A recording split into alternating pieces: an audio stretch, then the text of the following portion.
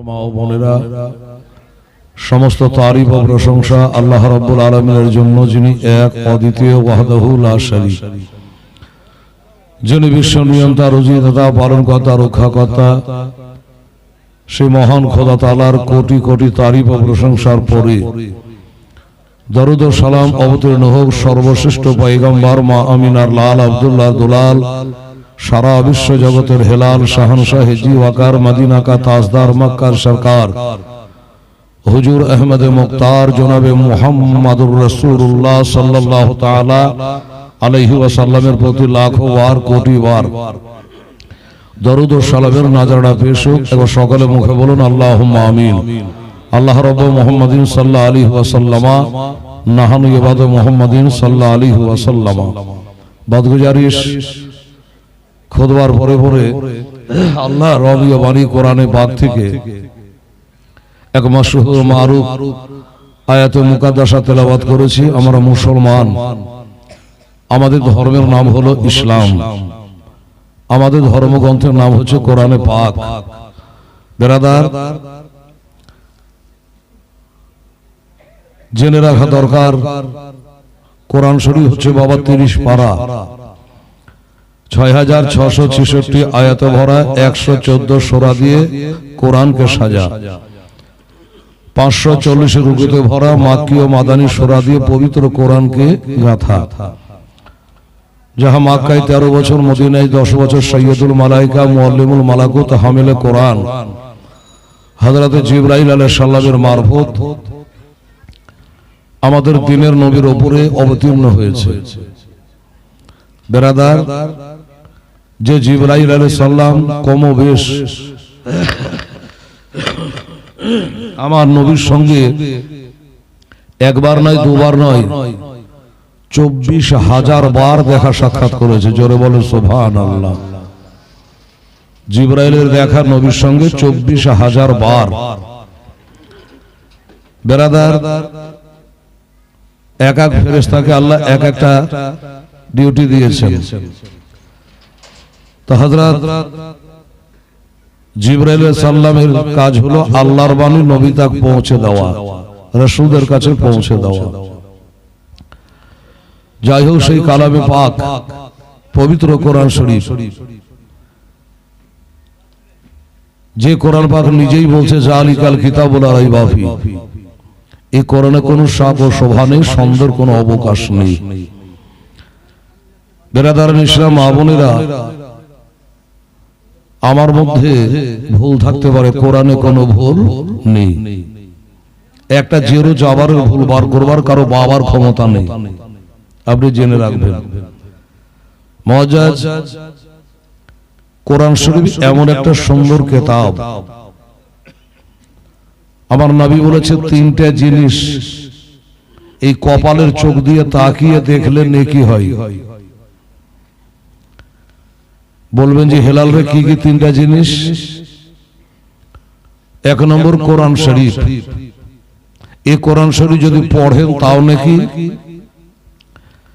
কেউ যদি তাকিয়ে চোখ দিয়ে দেখে তাতেও নেকি।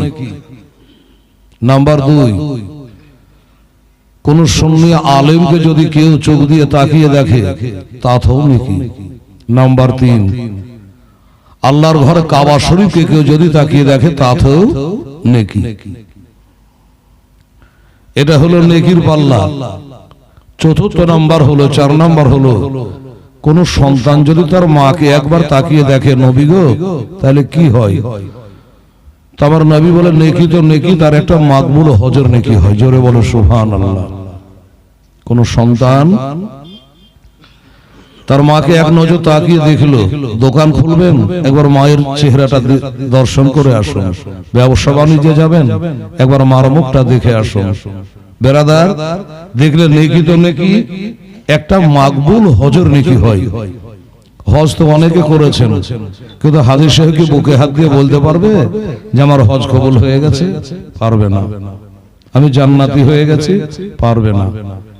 কিন্তু আমার নবী বলেন মাকে দেখলে একটা কবুলি মাকবুল হজের নেকি হয়। নবী গো,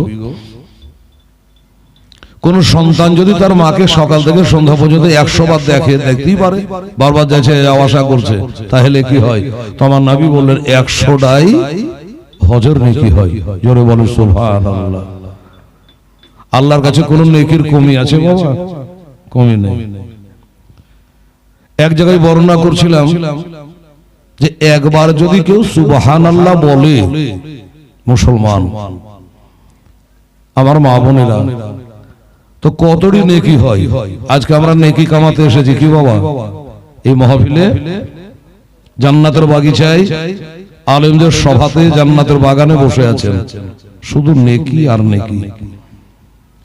যদি কেউ না মানেন যে নেকি হবে না, তো পাপ তো একবারই হবে না। মুখটা বন্ধ আছে আপনাদের। তো আমার পিয়ার নবী সরওয়ারে দো আলম তাজদারে মদিনা সাল্লাল্লাহু তাআলা আলাইহি ওয়াসাল্লামকে জিজ্ঞাসা করে যে হুজুর একবার সুবহানাল্লাহ বললে কত নেকি হয়? তো বলছেন সকালবেলা একটা তাজি ঘোড়া, তেজস্বী ঘোড়া,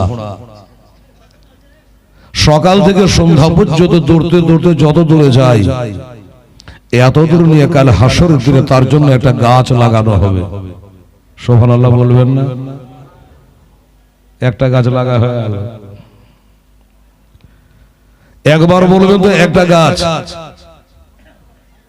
একজন দাদা বলছে এগুলা মৌলবীরা মজলিস গরম করার লেগে বলে। এটা কথা হইল? এতগুলা মা বোন ভাই ব্রাদার সবাই যদি সুবহানাল্লাহ সুবহানাল্লাহ বারবার বলে, তো এত গাছ লাগাবার জায়গা কোথায় কোথায় পাবে? ওর মাথা খারাপ। সকালবেলা একটা ঘোড়া ছাড়লে সন্ধ্যা নাগাদ কত যাবে? কলকাতা পার। তো এত দূরলিয়া শাখা প্রশাখা বলে একটা গাছ যদি আল্লাহ লাগায়, তো বারবার বলে এত গাছের জায়গা কোথায়? আমি বললাম এটা নিয়ে জায়গা নিয়ে আপনার মাথা খারাপ করে মেমোরি খারাপ করে লাভ নেই। জায়গা কোথায় পাবে সেটা আল্লাহ দেখবে, তোমাকে মাথা খারাপ করে লাভ নাই। এত জায়গা কি করে হবে? বাবা আমার মাস্টার সাহেবেরা আছেন, আসমানে তারা কতটি আছে কারো বাবার ক্ষমতা আছে বলা পারবে? কোন মাস্টার, কোন আলেম পারবে না। আসমানে কতটি তারা আছে তো আমার নবী বলতে পারেন। আমার নবী বলেছেন হযরত ওমরের আসমানের তারা যতটি, হযরত ওমরের জিন্দেগীর নেকি ততটি। জোরে বলে সুবহানাল্লাহ।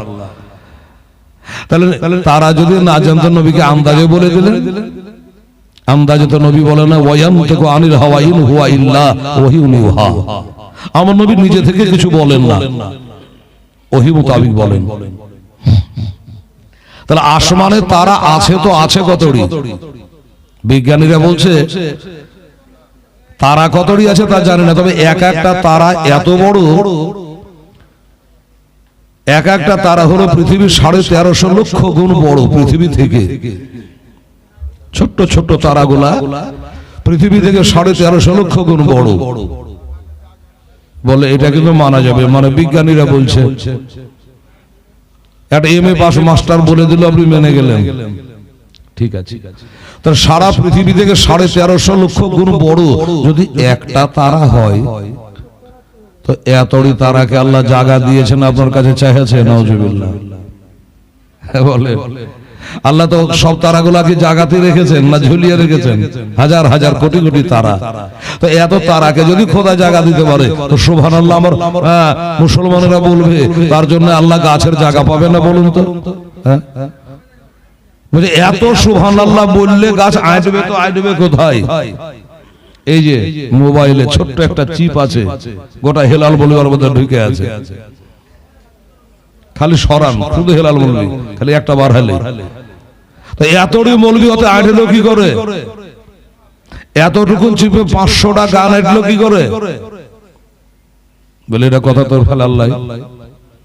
এতটুকুন একটা চিপে যদি 500-700 পিলিয়ার ঢুকে যেতে পারে, নাদ গজাল ঢুকতে পারে, তাহলে আল্লাহ কেন জায়গা দিতে পারবে না?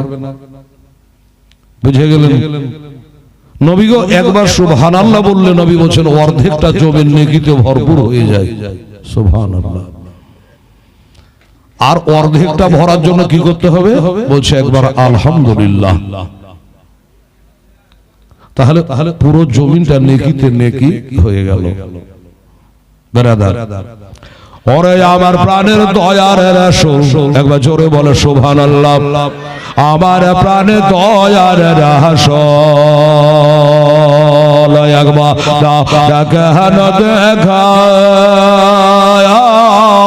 তোমায় ছেড়ে আর কত কাল, তোমায় ছেড়ে আর কত কাল থাকব মোরা একা গো নবী, থাকব মোরা একা। দিবানিশি কান্দে কান্দে আমরা, দিবানিশি কান্দে কান্দে হলাম পাগল পারা। কেউ জানে না কান্দি কেন, কেউ জানে না কান্দি কেন, আমরা যে কি হারা গো নবী, আমরা যে কি হারা। শোনে রে আগার, শোনে রে বাতাস,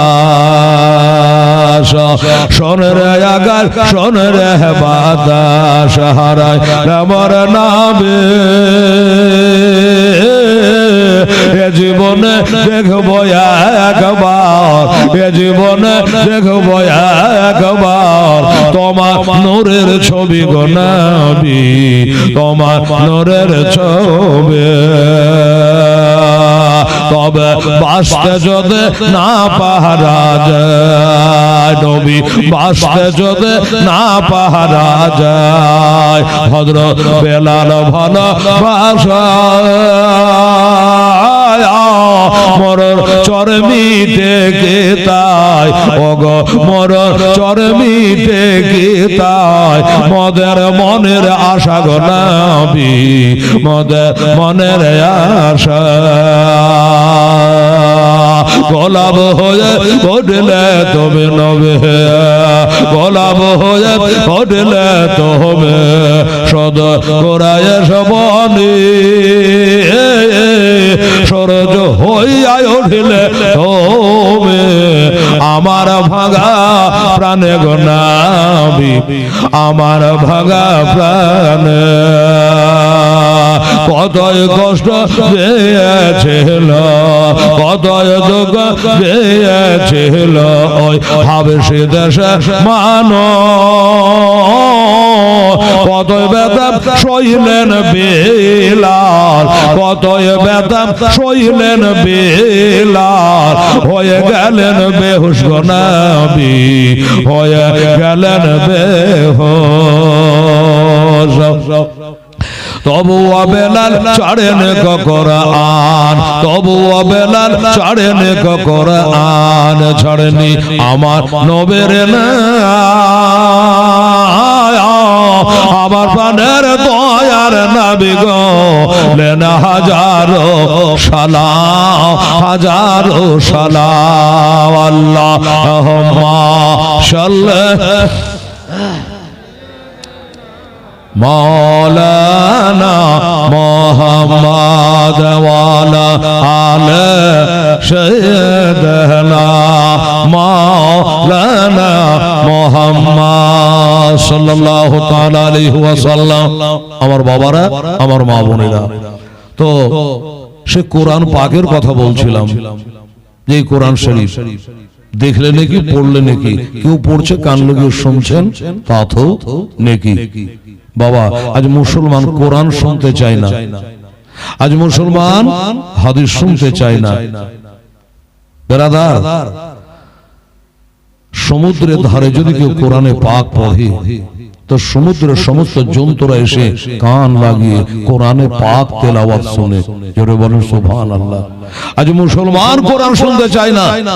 মুসলমানের চরিত্র আজকে বাবা এত নিচে নেমেছে, এত নিচে নেমেছে বলার নেই। আজ মুসলমানের নওজোয়ান ছেলেরা ইসলামের আইন কানুন তো মানেই না, এই জন্য বাবা এত অধঃপতন আমাদের মধ্যে আসছে। বাবা গো, ইসলাম ধর্ম মহান ধর্ম, আল্লাহর পছন্দনীয় ধর্ম, কিন্তু আমরা সে ধর্মকে জানলাম না, বুঝলাম না। হিংসা বাদে পরনিন্দা পরচর্চা করতে করতে জীবনটাকে শেষ করলাম। নিজে তো নামাজ পড়ি না, কেউ যদি পড়ে তোকে আবার চিমঠি কাটাতে ব্যস্ত, না? কেউ তো ভালো কাজ করে না, যদি কেউ করে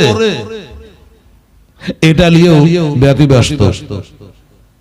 জোড়হাত করে বলি, মুসলমান এখনো হুঁশ করো, এখনো বুদ্ধি করো, সারা বিশ্বের দিকে খেয়াল করো। আমার নবীর আখলাক, কোরআন শরীফ আল্লাহ বলছে বিসমিল্লাহির রহমানির রহিম লাকাদ কানা লাকুম ফি রাসূলিল্লাহি উসওয়াতুন হাসানাহ। মধুর বাণী কোরআন শরীফ। আল্লাহ পাক বলছেন, এই আমার বান্দা ও বান্দিরা, আমার নবীর চরিত্র, নবীর আখলাক, নবীর ব্যবহার, আমার নবীর জীবনটা তোমাদের জন্য হলো উত্তম আদর্শ। যারা নবীর আদর্শে আদর্শিত হয়েছে তারাই কামিয়াব হয়েছে, আর যারা নবীর আদর্শ হতে পারে না তারা কামিয়াব হতে পারে না। তারা আবু জেহেল, আবু লাহাব, উতবা, সাইবা হয়ে থেকে গেছে। আর যারা নবীকে মেনে গেছে তারা আমার আবু বকর, উমর, ওসমান, আলী হয়ে গেছে। তারা দুনিয়াতে বাবা জান্নাতের টিকিট পেয়ে গেছে। তারা দুনিয়াতেই জান্নাতের সার্টিফিকেট পেয়ে গেছে।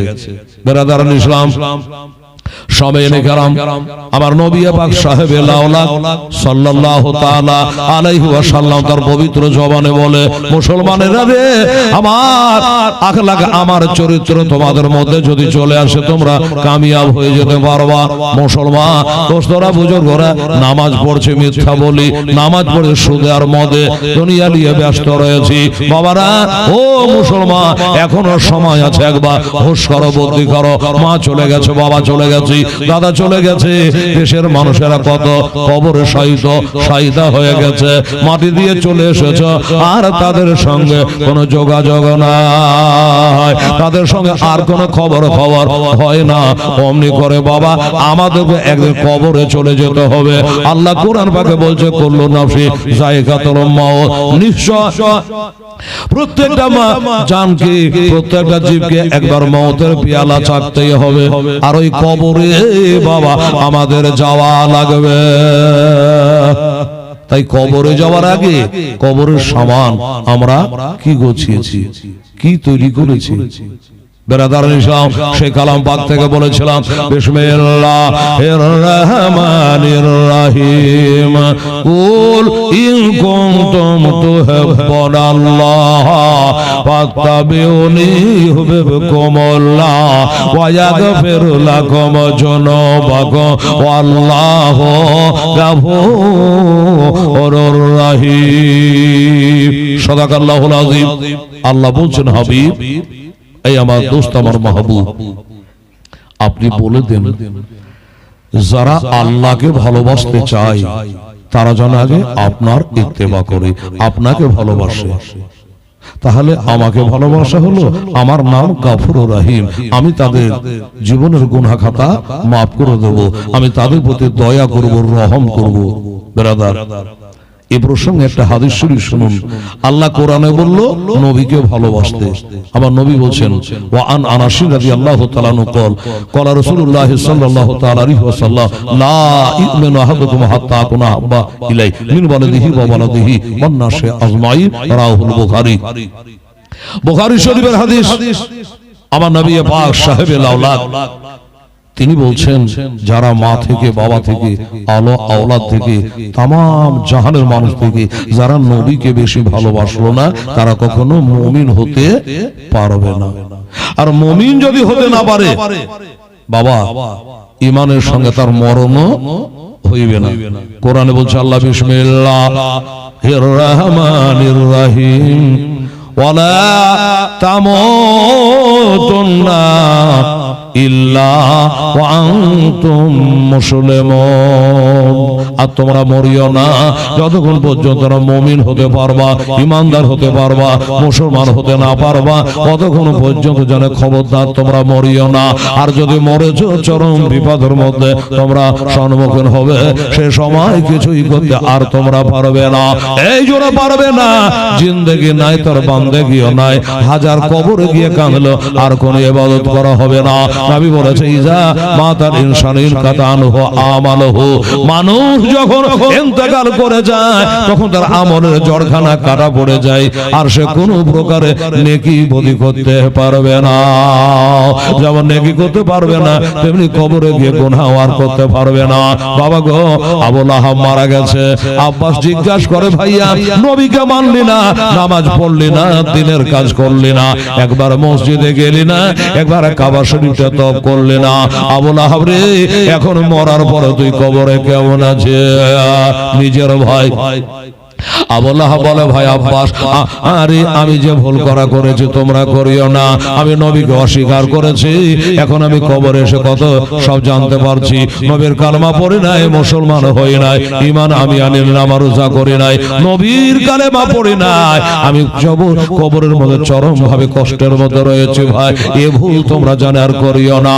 তবে একটা কথা, 570 খ্রিস্টাব্দে 20 এপ্রিল রবিউল আউয়াল শরীফ চাঁদের 12 তারিখ সোমবার শুভেচ্ছা দেখে বাংলা জ্যৈষ্ঠ মাসের 11 তারিখে মা আমেনার গর্ভে থেকে আখেরি পয়গম্বর যখন জন্ম হয়, ওই সময় আমি একটা কাজ করেছিলাম। আমার শাহাদাত আঙ্গুলের ইশারা করে আমার একটা সুহাইবিয়া নামে বাঁদিকে আজাদ করে দিয়েছিলাম, যার কারণে আল্লাহ রাব্বুল আলামিন সোমবারের দিনে ওই আঙ্গুলটা যখন মুখে দিই তখন এমন সুস্বাদু ঠান্ডা আমাকে শীতল পানি আল্লাহ পান করায় আমার আত্মাখানা যেন জড়িয়ে যায়।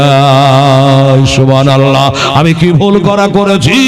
একদিন নবীকে, নবীর জন্ম দিবসে একদিন নবীকে একটা ভালো কাজ করার জন্য আল্লাহ যদি তার বদলা আমাকে দেয়, আমি জীবন যদি নবীর গোলামি করতাম, আমার মনে হয় কবরে আল্লাহ অলবে সোহমিলার জান্নাহ, অবরে সোহমিলার জান্নাহ, অফতাহু বাবাইলার জান্নাহ, জান্নাতের পোশাক আল্লাহ কবরে পরাইয়ে দেবে, জান্নাতের বিছানা আল্লাহ কবরে পেড়ে দেবে, আর কবরে জান্নাতের সোজা করে একটা দুয়ার খুলে দেবে, ওই দরজা দিয়ে জান্নাতের খুশবুদার বাতাস পৌঁছাতে থাকবে।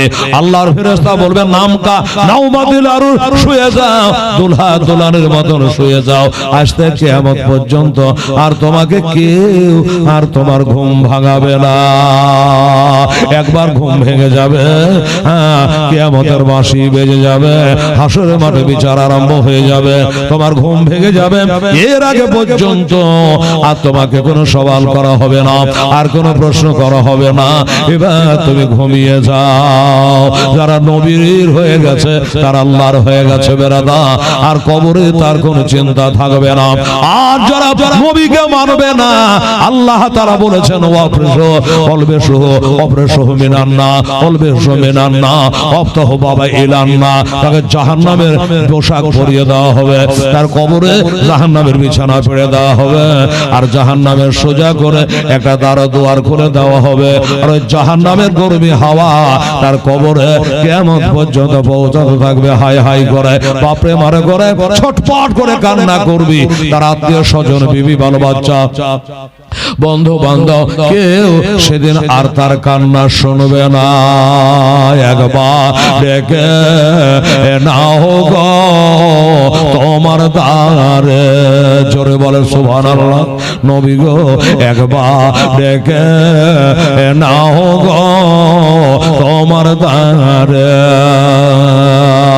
তোমার দ্বারে যেতে আমার মনে চায় বারে বারে, একবার ডেকে নাও গো তোমার দ্বারে।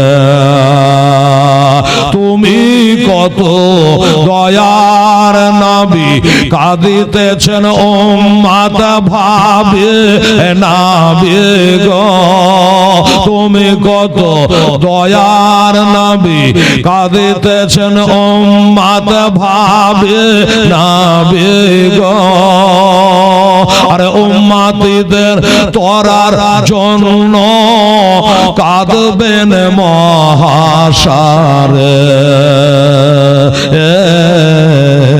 একবার ডেকে নাও গো তোমার দ্বারে, নবী একবার ডেকে নাও গো তোমার দ্বারে। তোমার দ্বারে যেতে আমার মনে চায় বারে বারে, একবার দেখে নাও গো তোমার দ্বারে। মহাসারি কঠিন দিনে কেউ তরাবে না তুমি বিনে নাবে গো। ওই মহাসারি কঠিন দিনে কেউ তরাবে না তুমি বিনে নাবে গো। আরে গুনাহগার সব দলে দলে আসবে তোমার দ্বারে, একবার দেখে নাও গো তোমার দ্বারে নবী, একবার দেখে নাও গো তোমার দ্বারে। মনে বড় আশায় আছি যাব আমি তোমার কাছে নাবে গো। আমার মনে বড় আশায় আছে যাব আমি তোমার কাছে নাবে গো। আরে দুঃখ ব্যথা ভুলে গিয়ে থাকবো জীবন ভরে, একবার দেখে নাও গো তোমার দ্বারে নবী, একবার দেখে নাও গো তোমার দ্বারে। আল্লাহুম্মা সাল্লি আলা সাইয়্যিদিনা মাওলানা মুহাম্মাদ ওয়া আলা আলিহি আমানা মুহাম্মদ সাল্লাল্লাহু তাআলা সাল্লাম।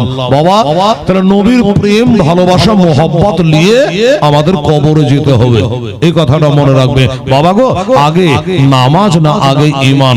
আগে হলো ঈমান বাবারে, ঈমান হলো আমার নবী মুস্তাফা, আর নামাজ হলো আমল। যদি ঈমান না থাকে আমল বরবাদ, কথা ঠিক না বাবা? ঈমান যদি না থাকে আমল কোনো কামে আসবে না। ঈমান ঠিক করতে হবে। কোরআন বলছে তুমিনু বিল্লাহি ওয়া রাসূলি, তোমরা ঈমান আনো আল্লাহ এবং রাসূলের উপরে। আমি জানি বাবা ঈমান চোর দেশে দেশে বেড়াচ্ছে, ঈমান ছিনতাই করে নেবে, ঈমানকে চুরি করে নেবে, বরবাদ করে দেবে। বাবা শয়তান চ্যালেঞ্জ করে দিয়েছে খোদা তাআলাকে, শয়তান চ্যালেঞ্জ করেছে দেখি আপনার বান্দা জান্নাতে যায় কি করে। আল্লাহর সাথে পাল্লা দিয়ে কে কখনো পারেনি, পারবে না। এই জন্য আমার নবী পাক হযরতে আবু হুরায়রা রাদিয়াল্লাহু তাআলা আনহু আমার নবীর বিখ্যাত সাহাবী। তো আবু হুরায়রাকে বলছে, আবু হুরায়রা তুমি তো আমার মহব্বতের জীবনটা কাটিয়ে দিলে, আজ তোমাকে একটা দায়িত্ব দেব, একটা কাজ তোমাকে দেব, এই দায়িত্বটা তোমাকে পালন করতে হবে। বলে নবী গো ইয়া রাসূলুল্লাহ, ইয়া হাবিবাল্লাহ, দাবিটা কিসের, কি কাজটা দেবেন বলুন। বাবা গরিব গরবার মাল, বায়তুল মালের মাল, এইগুলা তোমাকে জোগাবার জন্য দায়িত্ব দিলাম। শুনে রাখো, যেই মালটা চুরি হয়ে যাওয়ার সম্ভাবনা থাকে ওই মালটার জন্য বাবা পহরাদার বসায়, চৌকিদার বসায়, যোগানদার বসায়, দোকানদার ভাইদেরা বাজার মহফিলে বাবা জালসা হচ্ছে, দেখবেন প্রত্যেকটা বাজারে বাজারে একটা কমিটি আছে। রাতের বেলায় দুজন তিনজন ডান্ডা নিয়ে চোরকে ঠান্ডা করার জন্য রং দিয়ে বেড়ায়, ঘুরে বেড়ায় কিনা, এই বাজারে আছে কিনা জানি না, সব বাজারে একটা দুটা করে আছে। বাবারা চিৎকার করে, আর চোর বাড়িওয়ালাকে হুঁশিয়ার করে না, দোকানদারকে হুঁশিয়ার করে না, চোরগুলাকে হুঁশিয়ার করে যে আমি এখানে ডান্ডা নিয়ে আছি। আই বাবারা শয়তান সব সময়ের জন্য ঘুরে বেড়াচ্ছে, চোর চুরি করার জন্য ঘুরে বেড়াচ্ছে। আমার আবু হুরায়রা রাদিয়াল্লাহু তাআলা ওই গরিব গরবার বায়তুল মালের মালগুলা যোগাবার জন্য তাকে বাবা দায়িত্ব দিয়েছে, দায়িত্ব পালন করছে, সারা রাত্রে ঘুমায় নাই। আমি জানি বিজ্ঞানীদের কথা ফেল হতে পারে, দার্শনিকের ভুল হতে পারে, ভুল হয় না নবী মোস্তফা, আমার নবীর ভুল হয় না। নবী যখন বলেছে চোর আসবে তো নিশ্চয় চোর আসবে, আজকে রাতে ঘুমাবো না। ঠিক বাবা শেষ রাতের দিকে ওই মালগুলা চুরি করার জন্য চোর চলে এসেছে, মাল চুরি করেছে, মাল চুরি করেছে। যেমন চুরি করা হাতে নাতে ধরা পড়ে গেছে, আর যেমন ধরা পড়ে যাওয়া, বললো তোকে আজ আর ছাড়বো না, আমি যাব নবী মুস্তাফা দরবারে নিয়ে গিয়ে। আমি জানি বাবা দুনিয়ার সবাই ফুসলে কত টান টেনে বিচার করে, নিজের দিকে তাকিয়ে বিচার করে, কিন্তু নবীজি আল্লাহর কালাম মোতাবেক বিচার করবে। আজ তোকে আর ছাড়বো না, সকাল হোক আমার নবীর দরবারে নিয়ে যাব, তোর বিচার করাবো। এই গরিবের মাল কেন চোর করেছি? চোর বলছে ভাই শোনো, যাক আমার ভুল হয়ে গেছে, আজকের মতো ছেড়ে দাও, আর আমাকে নবীর দরবারে নিয়ে যেও না, আমি জীবনে আর কোনোদিন চুরি করব না। সাহাবীর দিলে রহম চলে আসলো, কে জানে মানুষ ভুল করতে পারে, আল্লাহ পাক রব্বুল আলামিন হচ্ছে রব্বুল আলামিন, নবীকে বানিয়েছে রহমাতাল লিল আলামিন। আর ওই রহমাতাল আলামিনের বাবা সমুদ্রে যারা গোসল করে, রহমাতাল আলামিনের সঙ্গে যারা বন্ধুতালি করে, রহমাতাল আলামিনের কাছে যারা উঠা বসা করে, তাদের দিলে বাবা রহম চলে আসে। বলল শোন, তুই যখন এত করে বললি তোকে ছেড়ে দিলাম, জীবনে এটা গরিবের মাল, ফকির মিসকিনের মাল, বাইতুল মাল, তো আর জীবনে চুরি করতে আসবি না। চোর বলো না, আর আসবো না। আচ্ছা বলবো তো, সন্ধ্যার বেলাতে বললে হবে। পাথর চাপড়ি শুনবেন তো, পাথরের মতো বসে থাকেন। কয়েকটা অভিযোগ আমার কাছে আছে, দরখাস্ত আছে, কে বলছে এটা বলুন, কেটা বলছে ওটা বলবেন, কোনটা বলবো সেটা আমি নিজেই জানছি। সময় বলবো বাবা, গজল বলে সময় নষ্ট করে লাভ, একটু বলি তারপরে বলবো। মাঝে মধ্যে আমার মা বোনেরা গজল পছন্দ করে বাবারা, কিন্তু একটা কথা শোনো, চোর চলে গেছে আর জীবনে চুরি করবে না। কিন্তু বাবা গো, সকাল বেলাতে আবু হুরায়রা রাদিয়াল্লাহু তাআলা না আমার নবী মুস্তাফার দরবারে যাচ্ছে এক পা দু পা করে, কিন্তু এখনো নবী থেকে অনেকটা দৌড়াদৌড়ি আছে। আমার নবী পাক গায়েবের সংবাদদাতা নবী মুস্তাফা মুখবিরের সদী বলছেন, আবু হুরায়রা রাতের চোরটাকে কি করেছো? কথা শুনে নবী পাঠাইছিল নাকি? রাতে চোরটাকে কি করেছ? আবু হুরায়রা আশ্চর্য, হুজুর ওইটাই তো বলার জন্য আমি আসছি, আপনার কাছে পৌঁছাতে পারলাম না, তার আগে আপনি বলছেন চোরটাকে কি করেছ। আমার আবু হুরায়রা বলেন, নবী গো, চোরের খবর যখন আপনি বলতে পারছেন, হুজুর গো আমি চোরটাকে ছেড়ে দিয়েছি। কেন ছেড়েছ? বললে হুজুর সে লোকটা বলে গেছে আজ জীবনে চুরি করবে না। আমি মনে করে মানুষ ভুল করতে পারে, বলে তো সংশোধন আছে, এজন্য তাকে ছেড়ে দিয়েছে, আর আসবে না। আমার নবী পাক সাহেবে লাউলাক বলে, ও আবু হুরায়রা শুনে রাখো, জেনে রাখো, আজকে রাতের বেলা সাবধানে থাকবা, ঘুমাবা না। তিনটা কাজ বাবা আকলমানদের বলে যায়, যারা কম বলে, কম খায়, কম ঘুমায়, এই হলো আকলমানদের বলে যায়। সাহাবীরে আজকে রাতে আবার ওই চোরটা আসবে, জানো রাত্রে ঘুমায়ও না। সাহাবী আশ্চর্য হলো, আমার কাছে কেঁদে কেটে বলল আর আসবো না, কিন্তু নবী বলছেন আবার আসবে। তা হুজুর ওই চোরটাই আসবে না, ওর খালাতো ভাই ফুফাতো ভাই আসবে? বলে না, যেটাকে ছেড়েছে ওটাই আসবে। তাই নাকি? বললে হ্যাঁ। আচ্ছা ঠিক আছে, দেখা যাক, আজ আর ছাড়ছি না। কিন্তু চোর ভাবছে কালকে গোটা রাত জেগেছে, জেগে জেগে আমাকে ধরেছে, আর চোখে কি নিদ নাই, ঘুম নাই, আরাম বিরাম নাই, আজকে হয়তো ঘুমিয়ে গেছে, আরাম করে চুরি করব বাবা। আর লাড়া চাড়া মাল কে ওর যে বাড়িতে নিন্দ হয়েছে, চোখে দেখা মাল আবার রাতে এসেছে, আবু হুরায়রা রাদিয়াল্লাহু তাআলা করে আছে, চোরাচুরি করে নিয়েছে বাবা, হাতে নাতে ধরা পড়ে গেল, হাতটা ধরেছে, কলা ধরে টানতেছে, হ্যাঁ রে বদমাশ, কালকে বললে আর জীবনে চুরি করব না, আবার তুই কেন এসেছিস? আজকে তোকে আর ছাড়বো না, আজ যতই বাহানা কর, যতই রকমের কথা বল, তোকে ছাড়বো না, আমার নবীর দরবারে নিয়ে যাব। কোরআন বলছে যাউকা ফাস্তাগফিরুল্লাহ ওয়াস্তাগফারালাহুম রাসূলুল্লাহ ওয়াজাদুল্লাহ তাওয়াবার রহিমা। তোমার নফসের প্রতি যদি তুমি জুলুম করো তো আমার নবীর দরবারে যাও, আর নবী যদি ক্ষমা করে দেয় আল্লাহ তোমাকে ক্ষমা করে দেবে, আর নবী যদি ক্ষমা না করে দুনিয়ার জজ কোর্ট, হাইকোর্ট, সুপ্রিম কোর্ট, দুনিয়ার কোন কোর্টে তোর ক্ষমা হইবে না। চোর বলছে কেমন করে ছুটতে হতে আমি জানি, বলে আজ তোকে ছাড়বো না, নবীর দরবার তোকে নিয়ে যাবই। চোর বলে দেখো ভাই, বলে তোর ভাই মাই বাদ দে, কাল একবার ছেড়েছে, আজ তোকে ছাড়ছি না।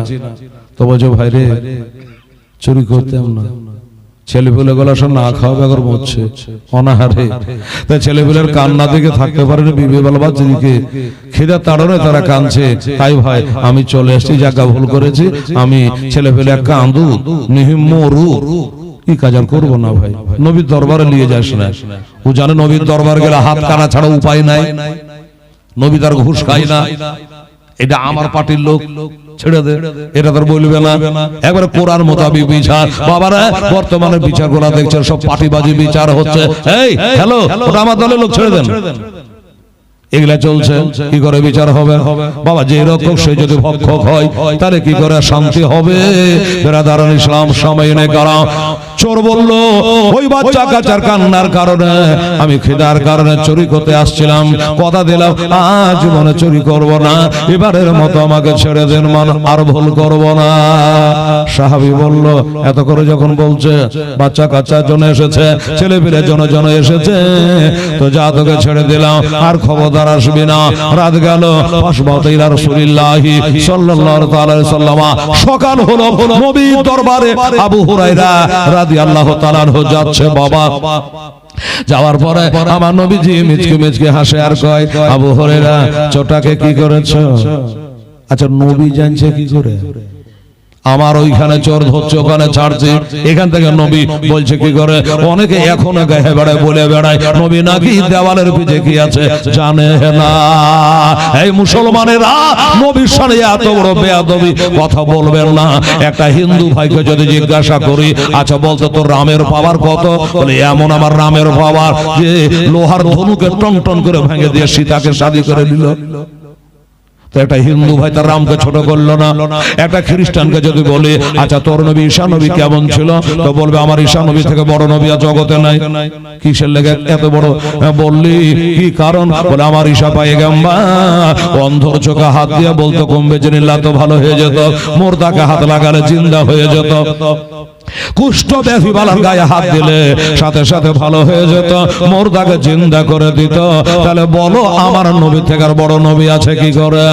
এই মুসলমান এত জঘন্য কাজ কেন? একটা খ্রিস্টান তার নবীকে বড় বলছে, একটা হিন্দু ভাই তার রামকে বড় বলছে, আর তুই মুসলমানের কালমা পড়ে নিয়ে বলছো নবী বান্ধা বড় নয়, নবী গায়েবের খবর জানে না, এটা আর সেটা বলে বেড়াচ্ছে। বাবারা বলছো নবী হলো তো আমাদের মতোই মানুষ। আচ্ছা তোর মতো নবী যদি মানুষ হইল, তাহলে নবী ইসমাঈল ইব্রাহিম নবী একটা বেটা কুরবানি দিল, তুই একটা বেটা কুরবানি দে দেখে।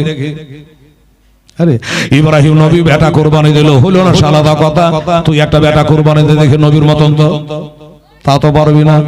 বাবা গো আমার ভাইরা দোস্তরা, মানুষ এখন খালি প্রশ্ন করতে শিখেছে, আমল করবে কম। একদিন আমাকে জিজ্ঞাসা করছে, আচ্ছা মৌলভী হেলাল, আচ্ছা নবী জীবনে কোন মসজিদে আজান দিয়েছে? দেখো তো কোন কথার ভিতর কোন কথা। এই আসতে, এই বাবা জিজ্ঞাসা করছে হেলাল রে নবী কোনদিন আজান দিয়েছে? আমি বললেন যে না। মসজিদে তাকবীর দিয়েছে, ইকামত দিয়েছে? বললো না। বলে আপনারা যে দিচ্ছেন তাহলে?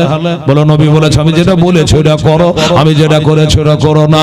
বাবারা নবী দিতে বলেছে তাই আমরা দিয়েছি। আচ্ছা নবী যেটা করেছে তুই করবে, নবী 11টা বিয়ে করেছে, তুই কর দেখে। তোর লেগে চারটা ঘর বানা আগে, চারটা বিবি আনার আগে চারটা খাটকি চারটা বিছানা লাগা, এক বিছানা দুই বিবি লিয়া থাকা যাবে না। এই বাবা নবীর সঙ্গে পাঙ্গালিতে শোনা, নবী বিয়ে করেছে 11টা, তোমার জন্য 4টা, তো নবী তোমার মতো কি করে হলো? আমার নবী বলেছে আজান দেও, তাই আমরা মুসলমানেরা আজান দিই। বলে আজান দিল না, তার কারণ কি? বলে কারণ হলো এটা শুনবেন ভাইরা, আমার দাদারা আজানে কি বলে? আজানে বলে আশহাদু আন্না মুহাম্মাদার রাসূলুল্লাহ, বলে কি বলে না আজানে? আচ্ছা, তো আজানে বলে এর মানেটা কি? এর মানে হলো আমি সাক্ষ্য দিতেছি হযরত মুহাম্মদ তিনি হলো আল্লাহর রাসূল, এটা তার মানে। আচ্ছা, নবী যদি নিজে আজান দেয় আশহাদু আন্না মুহাম্মাদ রাসূলুল্লাহ, তো আরেকটা মুহাম্মদ কই? নবী যে আজান দিবে আশহাদু আন্না মুহাম্মাদ রাসূলুল্লাহ না বলে আজান হবে না, তো আরেকটা মুহাম্মদ কই? তাহলে দুইটা মুহাম্মদ হয়ে যাচ্ছে কি না? আমার এই কারণে নবীজি আজান দেন না। বলল ভাই এতক্ষণে বুঝে গেলাম, জানতে পারলাম। বাবারা আমার ভাইরা দোস্তরা, এমনি করে এক এক মানুষ এক এক রকমের প্রশ্ন করে। বাবা জানো কম মানো বেশি, আমল করো কামে আসবে, কবরে হাসরে কাজে আসবে। ওই চোরটা আবার ধরা পড়েছে, ছেড়ে দিয়েছে। নবী বলল চোরটা কি করেছ? বলে হুজুর চোরটাকে ছেড়ে দিয়েছি। কেন ছেড়েছ? বলে হুজুর এবার পাকা পাকি কথা দিয়ে দিয়েছে, ছেলে পিলে কাঁদে, ওই জন্য এসেছিল, আর বলে গেল যে আমি আজ জীবনে মালা হাত দিব না, আর জীবনে চুরি করব না। আমার নবী বলছে সাহাবীরে আবু হুরায়রা রেডি থাকো। কেন হুজুর? চোরটা আজকে আসবে। কি বললেন হুজুর? আজও আসবে? এবারে গ্যারেন্টি, হুঁশিয়ার। তাহলে সকালে বলছে রাতে আসবে চোর, গায়েবের খবর হলো কিনা? এই বাবারা বলছে আজকে রাতে চোর আসবে, জেগে দুইবার ছেড়ে দিয়েছ, ওই চোরটা আবার আসবে। সাহাবী রাসূল আবু হুরায়রা রাদিয়াল্লাহু তাআলা আনহু বাবা একবারে মজবুত হয়ে বসে গেল, আজ তোর খাতির নাই, আজ তোর খাতির নাই। আর নবী যখন বলেছেন দুদিন, বলেছে দুদিনই চোর এসেছে, ধরাও পড়েছে। আজ যখন আসবে নবী বলেছে গ্যারেন্টি আসবে, আজ আর তোর রিহাই নাই। আজ তোর কিয়ামত না হয় আমার, আজ ঢুকে দেখ আর মাল লেড়ে দে। চোর বারবার ওই মাল লাড়ছে, দেখছে, অরণি ধরছে না বেচারা, আবার এসেছে, আবার ধরা পড়ে গেছে। এই আজ আজ তোর কোনো বাহানা চলবে না, আজ নবীর দরবারে নিয়ে যাবই। চোর মনে করলো যদি নবীর দরবারে নিয়ে যায় 3 দিনকার জেরে একসাথে উঠবে। চোর বলছে আজকের মতো ছেড়ে দাও, বলে না তোকে ছাড়বো না। চোর কিন্তু পাকা চোর, বড় আবেদ চোর, বাবা বড় নামাজি চোর। দোস্ত বুজুর্গ বলল ভাই ছেড়ে দাও, বলে ছাড়ার কথা বলবি না, আর তোকে ছাড়বো না, আমার নবীর দরবারে নিয়ে যাব। লাস্টে চোর বলছে হুজুর, তুই হুজুর মুজুর ছাড়, দিয়ে যাবো আজ। বলে আপনাকে একটা দোয়া শিখিয়ে দিচ্ছি। দোয়া? তুই দোয়া কিসের দোয়া শিখাবি? হ্যাঁ তুই দোয়া জানিস? বলে একবার মেলা দোয়া জানি, অনেক দোয়া জানি। তো দোয়া জানি তো চুরি করিস কেন? বলে দোয়া পড়ি দিনে চুরি করে রাখতে। আচ্ছা, দোয়া পড়ো দিনে চুরি করে রাখতে, তাহলে দোয়া পড়াবার জন্য চুরি করে। তো একটা দোয়া শিখে দেবো, আর যারা দোয়া জানে ওর মনে হয় যে আর দুটা শিখি, মনে হয় কিনা আর দুটা দোয়া শিখে আর দুটা সূরা মুখস্থ করি, ইচ্ছা হয়। যত জানো তত জানতে মন যায়। ও বাবারা ভাইয়েরা মা বোনেরা, চোর বললো একটা দোয়া শিখিয়ে দেব। সাহাবী রাসূল নবীর দরবারে থেকে দোয়াকে কম জানে, তাও বলছে দোয়া তো শিখাবি। তো কোন দোয়াটা শিখাবি? বলে দোয়া হইলি হইল, দোয়া একটা শিখাবো, আপনি আমাকে ছেড়ে দেন। সাহাবী বলল ঠিক আছে, তুই যখন দোয়া বলছিস তো বল, আগে কথা দেন। মানে চোর জানে যারা নবীর গোলাম, নবীর সাহাবী, হ্যাঁ করলে না করে না, ওয়াদা করলে আর ওয়াদা খেলাফ করবে না। এই জন্য আগে ওয়াদা করিয়েছে, আগে বলেন দোয়াটা বলবো আর আপনি ছেড়ে দেবেন। চিন্তা করলো কোন দোয়াটা যে বলবে, তাও তো বলছে না। ঠিক আছে বল, দেখি। তখন দোয়া শুরু করলো, বিসমিল্লাহির রহমানির রহিম, আল্লাহু লা ইলাহা ইল্লা হুয়াল হাইয়ুল কাইয়্যুম। যখন হাইয়ুল কাইয়্যুম বলেছে, এটা দোয়া আয়াতুল কুরসি পড়ছে রে। এই দাঁড়া, এটা আমার জানা আছে, এটা বাদ দিয়ে পড়। বলে থামি, আমি শুরু যখন করেছি আর শেষ পর্যন্ত না পড়ে থামবো না। বাবা গো একবারে সমাপ্ত করে দিয়েছে, একবারে দিমাগের সঙ্গে চোর দাঁড়িয়ে গেছে। ছাড়েন আমাকে এবার, তাহলে তোকে ছাড়বো তো, তুই দোয়া শিখাবি। তো এটা তো আমি আগে হানে জানতো, তারপরে বললেন না যে কোনটা কোনটা আমরা জানা ছিল, এটা বাদ দিয়ে পড়তো। কোনটা কোনটা আমরা জানা লিস্ট আমাকে দিলেন না, বাদ দিয়ে পড়তাম। এটাও তো একটা কথা। তো বলে এখন ছাড়বেন কি ছাড়বেন না, ওটা আগে বলে। চোর বলছে যদি সাহাবী বলছে যদি তোকে না ছেড়ে তো কি করবি, আমার পর ঘুরিয়ে কেস করবি নাকি তুই? বললো আপনি যদি আমাকে না ছাড়ে আমি জগতে জগতে বলে বেড়াবো যে নবীর সাহাবীরা মিথ্যা কথা বলে, তারা ওয়াদা খেলাফ করে। সাহাবী দেখলো খোদা গো আমার ইসলামে দাগ লেগে যাবে, আমার নবীর অসম্মান হয়ে যাবে, আমার নবীর ইজ্জত যাবে, ওয়াদা খেলাফকারীর মধ্যে আমি দাখিল হয়ে যাব। বাবারা মুনাফিকের আলামত হলো তিনটা, ঘন ঘন মিথ্যা কথা বলবে, এর কথা ওকে বলে ভেজাল মুসলমানে বাঁধাবে। বাবারা দোস্তরা চিন্তা করলো আমি এখন না ছাড়লে ওয়াদা খেলাফ হয়ে যাবে, কি করবে বাবা?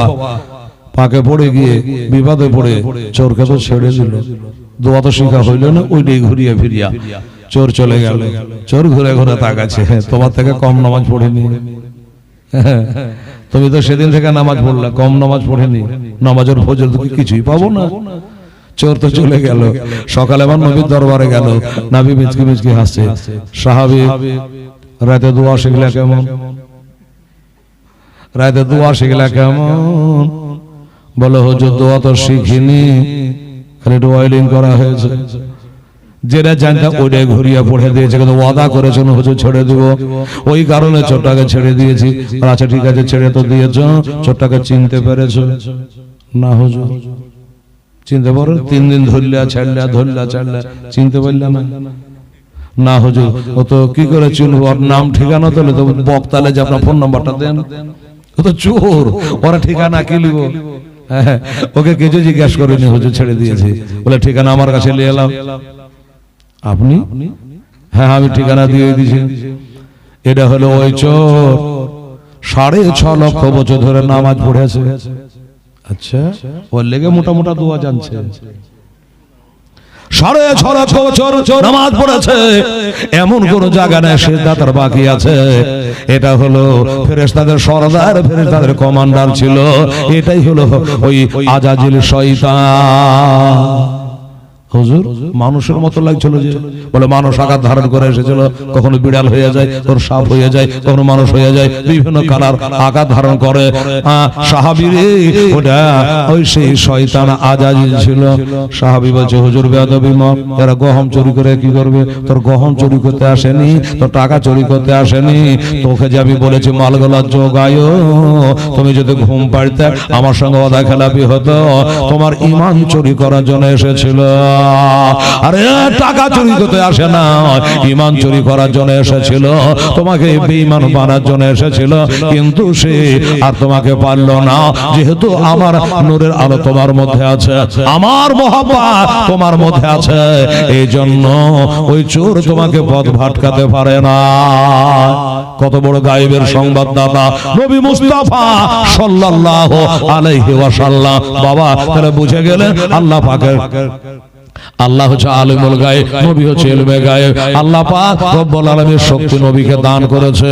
বদরের প্রান্তরে 313টা মুসলমান আর 1900 কাফের যুদ্ধ হয়েছিল, ইসলামের প্রথম যুদ্ধ। আর ওই যুদ্ধে মুসলমানেরা জয় করেছিল, মুসলমানেরা জয় করেছিল। কাফেররা 77 জন মারা গেছে, 77টাই অ্যারেস্ট হয়ে গেছে, 77 জন ধরা পড়ে গেছে। লাস্টে আমার নবী বলল, ওগো এরা কি শুধু শুধু এইভাবে বসিয়ে বসিয়ে খাওয়াবো, না কি ফয়সালা করতে হবে? সাহাবারা তোমরা একটু পরামর্শ দাও।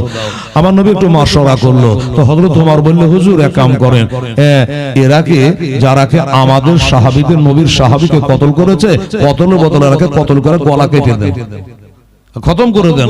আবু বকর বলল, হুজুর এরা যখন ধরা পড়ে গেছে আমাদের হাতে, আমরা যা খুশি তাই করতে পারি, ছাড়তে পারি, মারতে পারি। তো হুজুর ওইসব বলা না করে ইসলামের বদনাম লেগে যাবে। হুজুর আপনি রহমত আলামিন, আপনার দরিয়ায় উথাল পাতাল ঢেউ মারে, নবী গো আপনারও বদনাম হয়ে যাবে। তা না করে মারামারি কাটাকাটি হানাহানি না করে এদেরকে কিছু ফি দিয়ালে, কিছু কিছু জরিমানা করেন আর ছেড়ে দেন। যে যেমন তার কাছে 5,000, 10,000, 3,000, 2,000 যে যেমন তাকে লেন আর ছেড়ে দেন। হুজুর কাটাকাটি করতে হবে না। আমার নবী বলে আজকাল সালিশ বিচার শেষ, আজকাল ফয়সালা শেষ। আমার আবু বকর যেটা বলো তাই করো। তোমরা ফিরিয়ে দাও, টাকা দাও, জরিমানা দাও আর ছুটে যাও। বাবা গো জরিমানা দেয় আর ছুটে চলে যায়। এবার বাবা আমার নবী মুস্তাফার চাচা, যার নাম হযরত আব্বাস রাদিয়াল্লাহু তাআলা আনহু, তখনও নবীর কলেমা পড়ে নাই। ভাতিজার বিরুদ্ধে আবু জাহেলের পক্ষ হইয়া বদরে যুদ্ধ করার জন্য গিয়েছিল। ধরা পড়ে গেছে, বলল চাচা বলে আজকে খাতির না, জামাই বলে কোনো খাতির না, আজকে তোমাদের কাফারা দিতে হবে, জরিমানা ফিরিয়ে দিতে হবে আর ছড়তে হবে। বলল ভাতিজা, ও ভাতিজা মুহাম্মদ সাল্লাল্লাহু আলাইহি ওয়াসাল্লাম, আমাকে ছেড়ে দাও বাবা, আমার কাছে কোনো টাকা নাই, পয়সা নাই, দেবার মতো কিছু নাই।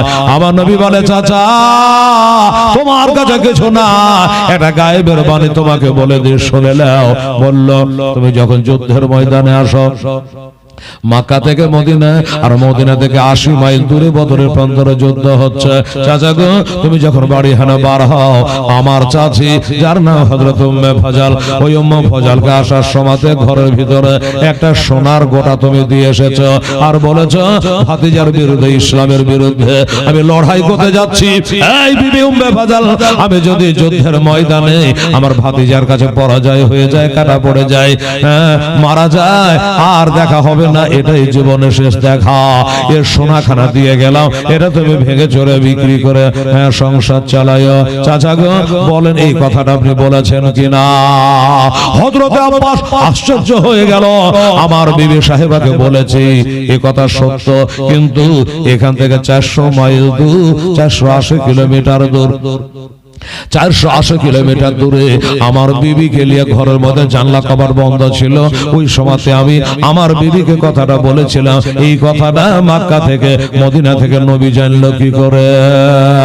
এটা নবী জানতে পারলো কি করে? ভাতিজা তুমি জানলা কি করে? বলে চাচা নবী তো নাবাউন সে বানা, নবীর মানে হলো গায়েব বাদানে বালা। হযরত আব্বাস বলেন ইয়া রাসূলুল্লাহ, ইয়া হাবিবাল্লাহ, কি ভুল করেছি, আজ নবীর বিরুদ্ধে যুদ্ধ করার জন্য এসেছি। জান আপনার গায়েবের উপরে বিশ্বাস করি আমি কালেমা পড়ে মুসলমান হয়ে যেতে চাই। মক্কা শরীফের ঘরের ভিতরে আমার বিবির সাথে কি করেছে এটাও যে বলে দিতে পারে, ইনি হলো বারহাক সত্য নবী। সাথে সাথে কালেমা বলে আশহাদু আল্লাহ ইলাহা ইল্লাল্লাহু ওয়া আশহাদু আন্না মুহাম্মাদান আবদুহু ওয়া রাসূলুহু। সাল্লাল্লাহু কালেমা পড়ে মুসলমান বাবা হয়ে গেল। কত বড় গায়েবের সংবাদদাতা আমার নবী মুস্তাফা সাল্লাল্লাহু তাআলা আলাইহি ওয়াসাল্লাম। বাবা গো ইসলাম এমন একটা মহান ধর্ম বাবা, ইসলাম যারা পরিপূর্ণতা এনেছে, ইসলামকে যারা মেনেছে তারাই বাবা জেনেছে ইসলাম প্রচার। কিন্তু বাবারে নবীর আখলাক দিয়ে হয়েছে, ব্যবহার দেখে হয়েছে। আজ আমরা মুসলমান আমাদের চলন দেখে, আমাদের বলন দেখে, আমাদের কথা দেখে, আমাদের ব্যবহারে নিজের জায়গা ভাই সরে যাচ্ছে। বাবারা আমার মুসলমানেরা অনেক হিন্দু ভাইদেরকে দেখতাম যে তাদের মন্দিরের বারান্দায় বসে বসে তাস খেলে, মুসলমানেরা তা কিন্তু করে না। ও বাবারা, তবে এই মুসলমানের ছেলেরা আজ হারাম কাজে এত লিপ্ত, তাসের আড্ডাতে, মদের আড্ডাতে, লটারের আড্ডাতে। বাবারা যে গেল মুসলমান তোমার জন্য কট্টর হারাম। এই কাজে আমরা বেশি ব্যতিব্যস্ত। নবী আখলাক দিয়ে ব্যবহার দেখিয়ে কালেমা পড়েছে, নবীর ব্যবহার দেখে মানুষ কালেমা পড়েছে। এই বাবা আমার নবীজি মসজিদে নামাজ পড়তে যাচ্ছে, এই যে আমার মা বোনেরা বসে আছেন, গোটা রাত যদি হেলাল বলে তারা বাড়ি যাবে না। বাবা একটা মহিলা নবীর কালে, নবী যখন নামাজ পড়তে যেত জানলা করে তাকিয়ে দেখতো, টুক করে একটু আঁঠো পানি চালিয়ে দিত। নবী দেখে নিয়ে চলে যেতেন, কিছু বলতেন না। কোন সময় পাথর চালিয়ে দিত, নবী কিছু বলতেন না। একদিন ওই মহিলাটা, ওই আবু জেহেলের দলের মহিলা, একটা পাথর চালিয়ে দিয়েছে, আর ওই পাথরখানা যেমন চালিয়ে দেওয়া টুক করে নবীজির মাথা এসে লেগে গেছে। এত জোরে লেগেছে নবীজির মাথাখানা কেটে গেছে। বাবা হাত দিয়েছে, নবীজি দর দর করে যেন খুন বার হচ্ছে, রক্ত বার হচ্ছে। বলুন তো আমরা হলে মেয়েটাকে ছাড়তাম? ওর বাড়ি ঘরে আগুন ধরাইতে, লাঠি লাদনা করে কেস মোকদ্দমা করতাম। আমার নবীজি মেয়েটা দিকে রাগ করে তাকালেন না, হাত করে বরদোয়া করলেন না, পরে রক্তখানা মাথা থেকে গেলে একটু হাতে করে নিয়ে আল্লাহ রাব্বুল আলামিনকে দেখাচ্ছেন, আসমানের দিকে মুখ করে, খোদা গো আমাকে পাথর মেরেছে ওই মেয়েটা, মেরে আমার মাথা ফাটিয়ে দিয়েছে গো খোদা। ওই জন্য আমি বরদোয়া করি না, আমি তার জন্য দোয়া করি, আল্লাহ 3 দিনের ভিতরে যেন ওই মেয়েটা হেদায়েত হয়ে যায়। আল্লাহ তুমি হেদায়েতের মালিক, আমরা কে অশিলা? আমরা কেবল অশিলা। হেদায়েতের মালিক হলো আল্লাহ, আমরা হলাম অশিলা। বাবা অশিলা তো বোঝেন, আমরা পারি না, আমরা হলো কেবল অশিলা। হেদায়েতের মালিক হলো, রুজির মালিক হলো আল্লাহ, হায়াত মওতের মালিক হলো আল্লাহ। বাবারা আমরা সামান্য বলি, এটা হলো একটা অশিলা, আমরা কিচ্ছু না। ও দাদা নামাজ পড়েন? আমরা বলি, আমি বললে নামাজ পড়বে, এটা অশিলা। আল্লাহ হেদায়েত দিলে পরে আজকে মসজিদ ছাড়বে না, এগুলো হলো অশিলা। বাবারা এখন কিন্তু মেলা মানুষ অশিলা মানে না, মেলা মানুষ অশিলা মানে না। কেন মানে না? অশিলা মানে না বলছে আমরা ডাইরেক্ট আল্লাহকে মানি। বাবারে যারা ডাইরেক্ট আল্লাহকে মানে তারা মুসলমান হতে পারে না, এই জন্য পারে না।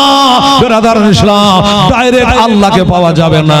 এটা আধার কার্ড বানার জন্য কত ফেরা যেতে হচ্ছে। ডাইরেক্ট কলকাতা যান দেখে হয়েছে কি, দিল্লি হবে না। বাবারা ডাইরেক্ট কোনো কাজ হবে না, অশিলা লাগবে। লাগবে কি লাগবে না বাবা? কারো দ্বারা লাগবে। আমার 1000 কথা একটা মেম্বারের এক কথা সমান কিনা? এটা একটা অশিলা। বেরাদার ইসলাম, এই যে কথাটা আওয়াজটা পৌঁছে, এই মাইকটা হলো একটা অশিলা, আওয়াজটা দূরে যাচ্ছে। বেরাদার ইসলাম মোবাইলে কথাগুলো উঠছে, গোটা পশ্চিম বাংলাতে আপনারাকে দেখা যাবে হেলালের কথাটা বাজবে। বেরাদার ইসলাম, এটা হচ্ছে অশিলা। বাবা গো একটা ঘরে যদি উঠেন তো একটা সিঁড়ি লাগে, লাগে কি লাগে না বাবা? সিঁড়ি দিয়ে ছাদে উঠতে হয় না লাফিয়ে উঠে যান? লাফিয়ে তো পারবেন না বাবারা, ছাদে উঠতে গেলে একটা সিঁড়ির দরকার হয়, এমনি লাফিয়ে উঠতে পারবেন না। আমার মা বোনের ঠান্ডা দিনে ছাদের উপরে খাওয়া পিয়া রান্না বান্না অনেকে করে, অনেকে ছাদের উপরে কাপড় জামা মেলতে যায়, তো সিঁড়ি দিয়ে উঠে যায়, টুপকে লাফিয়ে উঠে যায়। টুপকে তো পারবে না বাবারা। তবে হ্যাঁ একটা জাতের কিন্তু বাবা কি বলে, সিঁড়ি লাগে না, মই লাগে না। এই ছাদ থেকে ওই ছাদ, ওই ছাদ থেকে এই ছাদ, আমের গাছ থেকে জামের গাছ, জামের গাছ থেকে আমের গাছ, দৌড়ে বেড়ায়। এটার নাম কি জানে? এটা হলো মুখ পোড়া হনুমান। এর সিঁড়ি লাগে না, খালি ছাদে ছাদে দৌড়ে বেড়ায় যেখানে ওখানে। এই বাবা যে বলবে মশিলা মানি না, আমি জানবো সে ওই বাবা আজাজিল, ওই সেই হনুমানের ছোট খালার বেটা। অশিলা ছাড়া কোনো কাম নেই বাবা। বাবা গো অশিলা কাকে বলে? দোস্ত কোরআন বলছে অবতাহিল ওয়াসিলা ওয়াজাহিদু ফি সাবিলিহি, তোমরা আল্লাহর পথে জিহাদ করো, তোমরা অশিলা তলব করো। দেখেন বাবা অশিলা। যাই হোক, দয়ার নবী মায়ার নবী রক্তখানা নিয়া, চোখ ভরা পানি নিয়ে আল্লাহর কাছে বিচার, আল্লাহ তুমি তার হেদায়েত দাও, আল্লাহ তুমি হেদায়েতের মালিক। দোয়া করে চলে গেলে 3 দিন পর ওইখান দিয়ে নবী আবার হেঁটে হেঁটে মসজিদে নামাজ পড়তে যাচ্ছে। আর পাথর পড়ে না, গায়ে পানি পড়ে না। নবী চিন্তা করলো মেয়েটা কি মরে গেছে নাকি, আর পানি টানি গায়ে পড়ছে না, পাথর কেউ মারে না। পাশের একজনকে জিজ্ঞাসা করছে, খালাকে কি মামা গো কি দাদা গো, আচ্ছা এই বাড়িতে একটা মেয়ে মানুষ ছিল, আমাকে টুকটুক করে জানলা দিয়ে পাথর চলে মাইত, আমি নামাজ পড়তে যেতাম, মেয়েটাকে মরে গেছে। মেয়েটা বলছে বাবা মরেনি, তবে মরণ প্রায় রাস্তাতে, মওতের সঙ্গে এখন লড়াই চলছে। এটা কথার কথা বলো, কারো বাপের ক্ষমতা আছে মওতের সাথে পাঞ্জা লড়ার? এটা বুঝাবার লেগে বলি মানুষকে। বলছে মত এখন বলছে কি তোর বাপ কেমন আছে? বলছে এখন মরণের সাথে লড়াই চলছে। মরণের সাথে লড়াই করে পারে গো? এর এমনি বুঝার কথা। এই বাবারা বলছো মেয়েটা মরে না, অসুস্থ হয়ে গেছে। আমার নবী যার মসজিদে গেলেন না, মসজিদে না গিয়ে ওই মেয়েটা দরজায় গিয়ে খাটখাটাচ্ছে, আওয়াজ দিচ্ছে। মেয়েটা বলল, কে বাবা তুমি আমাকে ডাকো, আমি অসুস্থ আর চলাফেরা করতে পারি না। আল্লাহর নবী বলল, মা দরজা খোলো, একবার তোমাকে আমি দেখা দিই। বলল, তুমি কে আগে পরিচয় দাও। ওরা জানলা দিয়ে পাথর দিয়ে মেরে যার মাথা ফাটিয়ে দিয়েছ, আমি হলো সেই মোহাম্মদ সাল্লাল্লাহু আলাইহি সাল্লাম। জোরে বলো সুবহানাল্লাহ। মেয়েটা আশ্চর্যজনিত হইয়া, আমি যার গায়ে আঠো পানি ফেলাই, আমি যাকে পাথর মেরে মাথা ফাটাইয়া দিই, সেই ছেলেটা আমাকে দেখা করতে এসেছে, আমার সাথে দেখা করতে এসেছে। কই আবু জাহেল এলো না, আবু লাহাব এলো না, উতবা সাইবা রাবে কেউ এলো না, আবু সুফিয়ান এলো না। আমি যাকে পাথর মারি সেই আমাকে দেখা করতে এসেছে। আমি বুঝে গেলাম ইনি হলো সত্যবাদী, ইনি হলো বারহাক আখেরি পায়গাম্বার সাদ্দাতা ইয়া রাসূলুল্লাহ। ওই মহিলাটাকে আমার নবী বললেন না কালেমা পড়ালে, এই কথা বললো না। ওই মেয়েটা নিজে থেকে বলল, বাবা বুঝে গেছি তোমার মতো আখলাকবান, তোমার মতো চরিত্রবান আর কেউ হতে পারে না, কাজে তুমি হলে আখেরি পায়গাম্বার। আমাকে কালেমা একটু পড়িয়ে দাও, মরণ আগে কালেমা পড়ে জানো মরতে পারি। মেয়েটা জবানে চালু হলো, লা ইলাহা ইল্লাল্লাহু মুহাম্মাদুর রাসূলুল্লাহ সাল্লাল্লাহু আলাইহি ওয়াসাল্লাম। কালেমা পড়ে মেয়েটা জান্নাতি হয়ে গেল, মুসলিমা হয়ে গেল। আচ্ছা বলো, নবীকে মেরেছিল, নবীও যদি তাকে মারতো তাহলে মেয়েটা মুসলমান হতে পারতো না, হাঙ্গা দাঙ্গা হতো। বাবারা আরো কথাটা বাড়তো। এইভাবে নবীজি আখলাক দিয়ে, চরিত্র দিয়ে, ব্যবহার দিয়ে বাবা মুসলমান বানিয়েছে, জোর করে কাউকে মুসলমান বানায় না, জোর করে কাবা নয়। নবীর ব্যবহার দেখে, নবীর ব্যবহার কেমন বাবারা, এই আমার ব্যবহার কেমন এটা যদি জানতে হয় তাহলে আমার বিবিকে জানতে হবে। বড় বড় লম্বা লম্বা কালো কালো জুব্বা গায়ে দিয়ে জালসায় উঠে গেল, মাকে ভাত দেয় না, বিবির সঙ্গে কথা বলে না। বাবারা দোস্তরা, পাড়ার মানুষ ভালোবাসে না, পাড়ার মানুষ জানে না। বাবা গো, ইমানদার হলো ওই ব্যক্তি যাকে পাড়ার মানুষ ভালো বলে। আর তার সম্পর্কে জানতে যদি হয় তার বিবিকে জিজ্ঞাসা করো, তোমার স্বামী কেমন, জিজ্ঞাসা করো তোমার স্বামী কেমন। আমার নবীর বিবি মা আয়েশা সিদ্দিকা, আমাদের মা, ওনাকে জিজ্ঞাসা করছে, ওগো আপনার স্বামী দয়ার নবীর ব্যবহার কেমন ছিল। উত্তর কি দিয়েছে দেখেন, মা আয়েশা বলছেন, হুয়াল কোরআন। বুঝেন না বুঝেন সুবহানাল্লাহ বলেন। বলছো নবীর ব্যবহার কেমন ছিল, তোমার স্বামীর ব্যবহার কেমন ছিল, এক বাক্যে জবাব দিল, হুয়াল কোরআন। নবীর ব্যবহার এখানে ছিল কোরআনের মতো। এই যে আমার মা বোনেরা বসে আছে, লক করে নিয়ে গিয়ে যে জিজ্ঞাসা করে তোর স্বামীর ব্যবহার কেমন, তো বলবে যে ওর মতন বদবোধের কালিয়াচক থানাতে নাই। নাম তো খুব কমই করবে বাবা। আর নবীর বিবিকে জিজ্ঞাসা করলো, উত্তর দিল কি, কোরআনের মতো নবীর ব্যবহার। তাইলে বাবারা এই ব্যবহার দেখায় আবার নবী কালেমা প্রচার করেছে। সুবহানাল্লাহ, আলহামদুলিল্লাহ, আল্লাহর হুকুম হয়ে গেল। পৃথিবীতে নামাজ ছিল না, রোজা ছিল না, হঠাৎ করে আল্লাহ পাক জিবরাইল ফেরেশতাকে পাঠালেন, জিবরাইল যাও আমার নবীকে বলো, বলে আসো তার বিবি খাদিজাকে সাথে করে যেন 2 রাকাত নামাজ পড়ে। আজকে মসজিদ দোতলা হচ্ছে, মার্বেল হচ্ছে, কিন্তু মসজিদে মুসল্লি না, মসজিদের ইটগুলা কাঁদতেছে। ও বাবারা, মসজিদে নামাজি নাই, নামাজের ওয়াজ করলে যুবকেরা শোনে না। বাবা একটু শোনো বাবু, আমার নবীকে আল্লাহ তাআলা বলছে, জিবরাইল বলে আসো আমার নবীকে বলো তার বিবিকে সাথে করে যেন 2 রাকাত নামাজ পড়ে। জিবরাইল চলে আসলো, আসসালামু আলাইকা ইয়া রাসূলুল্লাহ, আসসালামু আলাইকা হাবিবাল্লাহ। কি খবর ভাই জিবরাইল? বলে নবী গো, আল্লাহ বলে পাঠালো আপনার বিবিকে সাথে নিয়ে 2 রাকাত নামাজ পড়ে।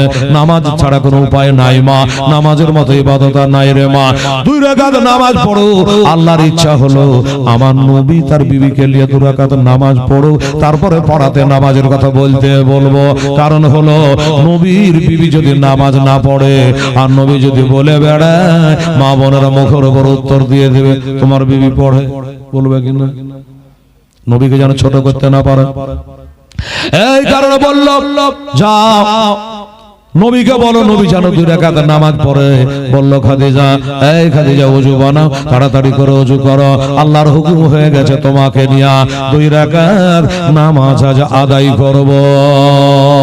খাদিজা ওযু বানায় নিয়েছে, নামাজের জন্য তৈরি হতে লেগেছে। বাবা, আর আমরা যদি বিবিকে বলি যে উঠলে নামাজ পড়তে হবে, ওযু বানিয়ে নে, তো বলবে যে তেল গরম করে হাতে পায়ে লাগিয়ে দিচ্ছি, দরকার খানিকটা হাত পা দাবিয়ে দিয়েছি তাও হলো, ওই নামাজের কথা বলবে না। আছে কি না?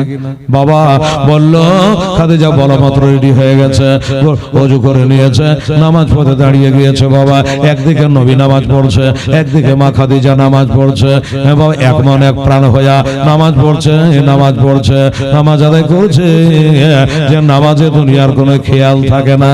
আর আমরা নামাজ পড়তে গেলে দুনিয়ার খেয়াল যদি মনে চলে আসে, আসে কি আসে না? নামাজ পড়ে যাচ্ছে বাবা, নামাজ আদায় হচ্ছে, আর এইরকম একটা মহিলা ওটা দিয়ে চলে যাচ্ছে। যাবার কালে নবীকে নামাজ পড়তে দেখে নিয়েছে, নবীর বিবি নামাজ পড়ছে দেখে নিয়েছে।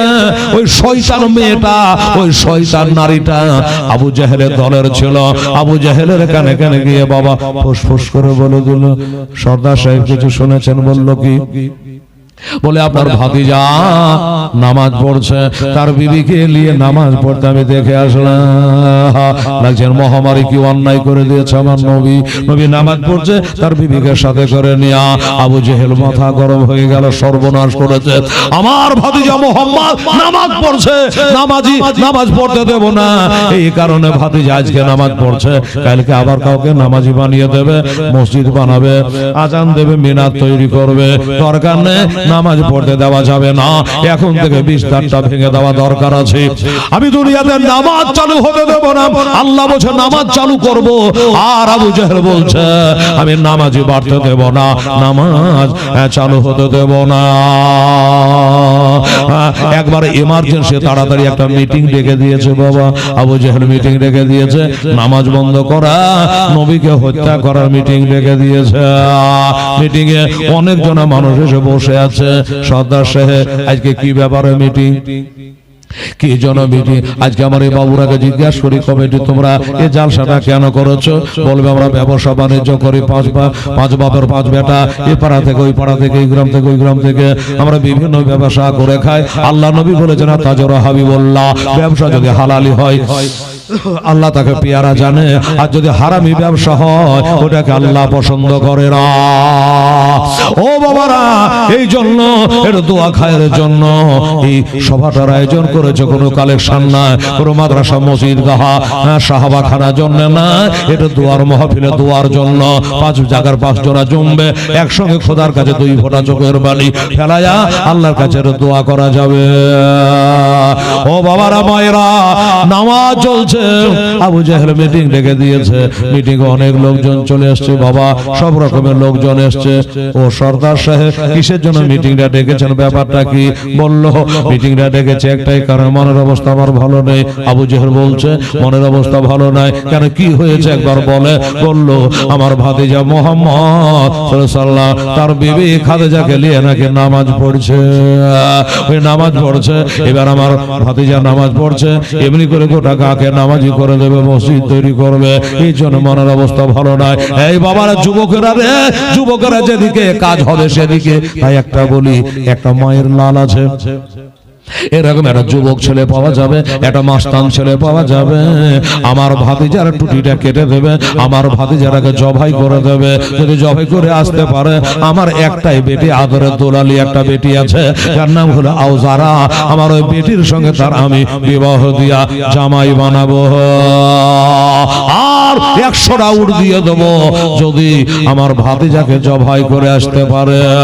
আমার ভাতিজা জবাই হয়ে গেলে আর নামাজ হবে না, দুনিয়াতে আজান থাকবে না, মসজিদ মাদ্রাসা হবে না। ও বাবারা মায়েরা, এইভাবে ঘোষণা করে দিয়েছে। আছে কে আছে বলো? অনেকগুলা লোক বসে আছে, কিন্তু একটা লোক হাত তুলতে পারলো না। একটা লোক বলল না যে আমি নবীকে জবাই করে করে আসতে পারবো, এমন কথা কারো মুখ দিয়ে বার হলো না। আবু জেহেল চিৎকার মেরে বলে, তোমরা এত গালা মানুষ আছো, একটা মানুষ দায়িত্ব নিতে পারলে না আমার ভাতিজাকে জবাই করার জন্য? কেউ পারলো না। পিছন থেকে একটা ছেলে হাত তুলে দিল, সর্দার সাহেব মাথা গরম করিয়েন না, আমি কাজটা ফিনিশ করে দেব, আমি আপনার জামাই হয়ে যাব, আমাকে 100টা উট আপনাকে নাম দেওয়া লাগবে। বলে বাবা এতগুলো মানুষ আছে, তারা কেউ দায়িত্ব নিতে পারলো না, আর তুই দায়িত্ব নিয়েছিস আমার ভাতিজাকে তুই কতল করে দিবি? বললে হ্যাঁ আমি করে দেবো। এতগুলো লোক পাচ্ছে না, তুই পারবি কেন? বলে দেখুন আপনার ভাতিজাকে মারতে এরাও পারবে, আমিও পারবো, কিন্তু এরা পাচ্ছে না, তার একটা পিছনে কারণ আছে, আমার কোনো কারণ নেই। কিরকম কারণ? বললো এরা যদি আপনার ভাতিজাকে কেউ ছুঁয়া নেয় তো আপনার নবীর তো বংশবলি আছে, তখন তার ওই বংশবলি এসে তখন এরাকে মারবে, তখন এদের বিবি বাল বাচ্চা এদের মা বাবা সবাই কান্না করবে। আর সর্দার সাহেব আমি দায়িত্বটা এই জন্য নিলাম, হয় মরবো না হয় মারবো, আমাকে মারে দিলে আমার কাঁদার কেউ নাই, আমার বাপ নাই, মা নাই, ভাই নাই, বোন নাই, বিবি নাই, বাল বাচ্চা কেউ নাই, আমার কেউ নাই, এই জন্য আমি সাহসটা নিলাম যে মরে যেতে হয় যাবো, কিন্তু আবু জেহেলের জামাইটা তো হইতে পারবো। দেখি একবার চান্স নিয়ে, কাছেই বাবা কাছে, তুই এত বড় একটা দায়িত্ব নিবি তো তুই পারবি বাবা? বলে আপনাকে চ্যালেঞ্জ করলাম, কথা দিলাম পারবো। জিজ্ঞাসা করছে শোন আমার ভাতিজাকে মারবি তা কি দিয়ে মারবি? হাঁসোয়া দিয়ে, দা দিয়ে, কুড়াইল দিয়া, লাঠি দিয়া, কি দিয়ে মারবি? ছেলেটা বলল হুজুর আমার কাছে এমন একটা অস্ত্র আছে যা আমার মনে হয় মক্কাতে কারো বাড়িতে নেই, আমার তো মন বলছে বুঝে আপনার বাড়িতেও নেই, তুই আমাকেও চ্যালেঞ্জ করে দিলি, তুই এখন আমার হবো জামাই? আমাকে চ্যালেঞ্জ করে? বলে হ্যাঁ চ্যালেঞ্জ করে দিলাম। আবু জেহেল বলল এটা ওই সময় করে তোর ওই অস্ত্র খান যা দিয়ে আমার নবীকে মারবি, ওই অস্ত্রটা একবার আমাকে দেখাইস তো বাবা। বলে ঠিক আছে আপনাকে দেখাবো। জামিউল মুজাহিদ কিতাবে লিখছে বাবা ওই অস্ত্রখানা এনে একবার দেখালো। আবু জেহেল বলছে বাস্তবে এটা আমার বাড়িতে নাই, দেখে মনে হচ্ছে যেন একটা উটের কাটা মাথা, এরকম দেখে মনে হচ্ছে। বাবারা অস্ত্রখানা দেখাইয়া বলল এটা যদি ভরপুর ভাবে অস্ত্রখানা প্রয়োগ করতে পারি তবে আপনারা ভাতিজা আর বাঁচবে না। বলে বাবা তুই কাজটা করে দে, তোকে 100টা উট দিয়ে দেবো, আমার মেয়েটার সঙ্গে তোর বিয়ে দিয়ে দেবো। ছেলেটা বলল সর্দার সাহেব, ও সর্দার সাহেব আমি কথা যখন দিয়েছি কাজ করব, তবে আমার একটা শর্ত আছে। কি শর্ত আছে বলো? বলে শর্তটা হলো 1 নম্বরের শর্ত আপনার ভাতিজাকে বাড়ি ঢুকে মারতে পারবো না, আপনার ভাতিজা বাড়ি হানে বেরিয়ে যখন কোনো দিকে যাবে আমাকে খবর দেবেন, আমি মেরে দেব। আর ওই শুনেছি আপনার ওই ভাতিজার একটা চাচা আছে যার নাম হলো হযরত আমির হামজা, ওই আমির হামজা যদি বাড়িতে থাকে আমি গায়ে হাত দিতে পারবো না। শুনেছি একটা হাঁক মেরে দিলে বনে বাঘ ছুটে পালিয়ে যায় আমি হামজার হাঁকে, তাই বলছে ওই আমির হামজা বাড়িতে থাকলে আমি মারতে পারবো না।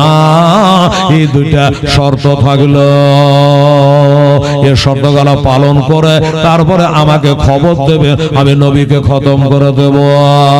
আচ্ছা বাবা এক কাম কাজ, যাতে এখন আরাম বিরাম করগা, ওই সময় হলে তোকে আমি খবর দেব। বাবা গো এরকম দুইটা মহিলাকে ডাকা হলো। আবু জেহেল একটা মেয়েকে ডেকে বলে মারে একটা কাজ করে দিবি, তোকে ন্যায্য বেতন দেব। বললো কাজটা কেমন কাজ?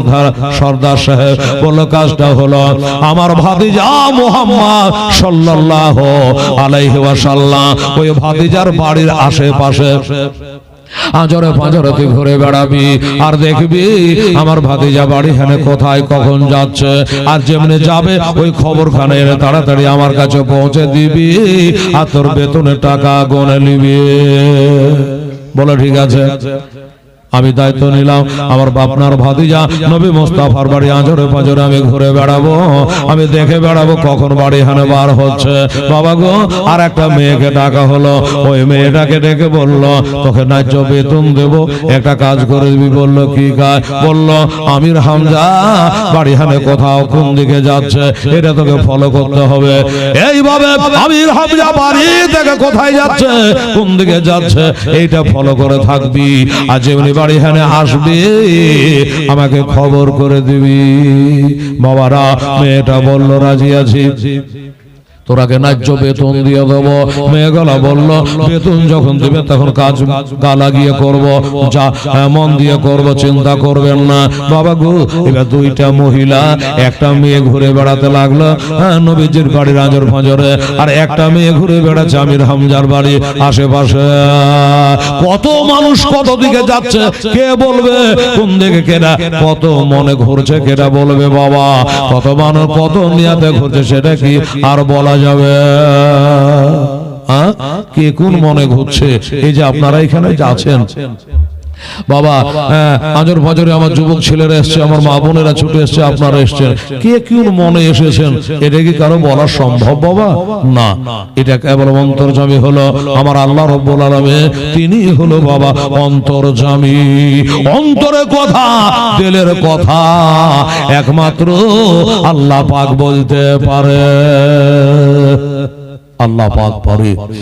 তো এবার হলো ঠিক আছে, মেয়েটা ঘুরে বেড়াচ্ছে, সবাই দেখছে, কে কোন মনে ঘুরছে কে জানে। হঠাৎ করে একদিন একটা মেয়ে আকাশে এক ঠোঁট দিয়ে বাদলে এক ঠোঁট দিয়া পাগলিনীর মতো ছুটতে ছুটতে চলে আসলো। সর্দার আবু জাহেলকে বলছেন, ও সর্দার সাহেব, কাম হয়ে গেছে। বলল কি? বলল আপনার ভাতিজা মোহাম্মদ চলে গেল, এখনই বেরিয়ে পাহাড়ের দিকে যেন হাঁটতে হাঁটতে চলে গেল।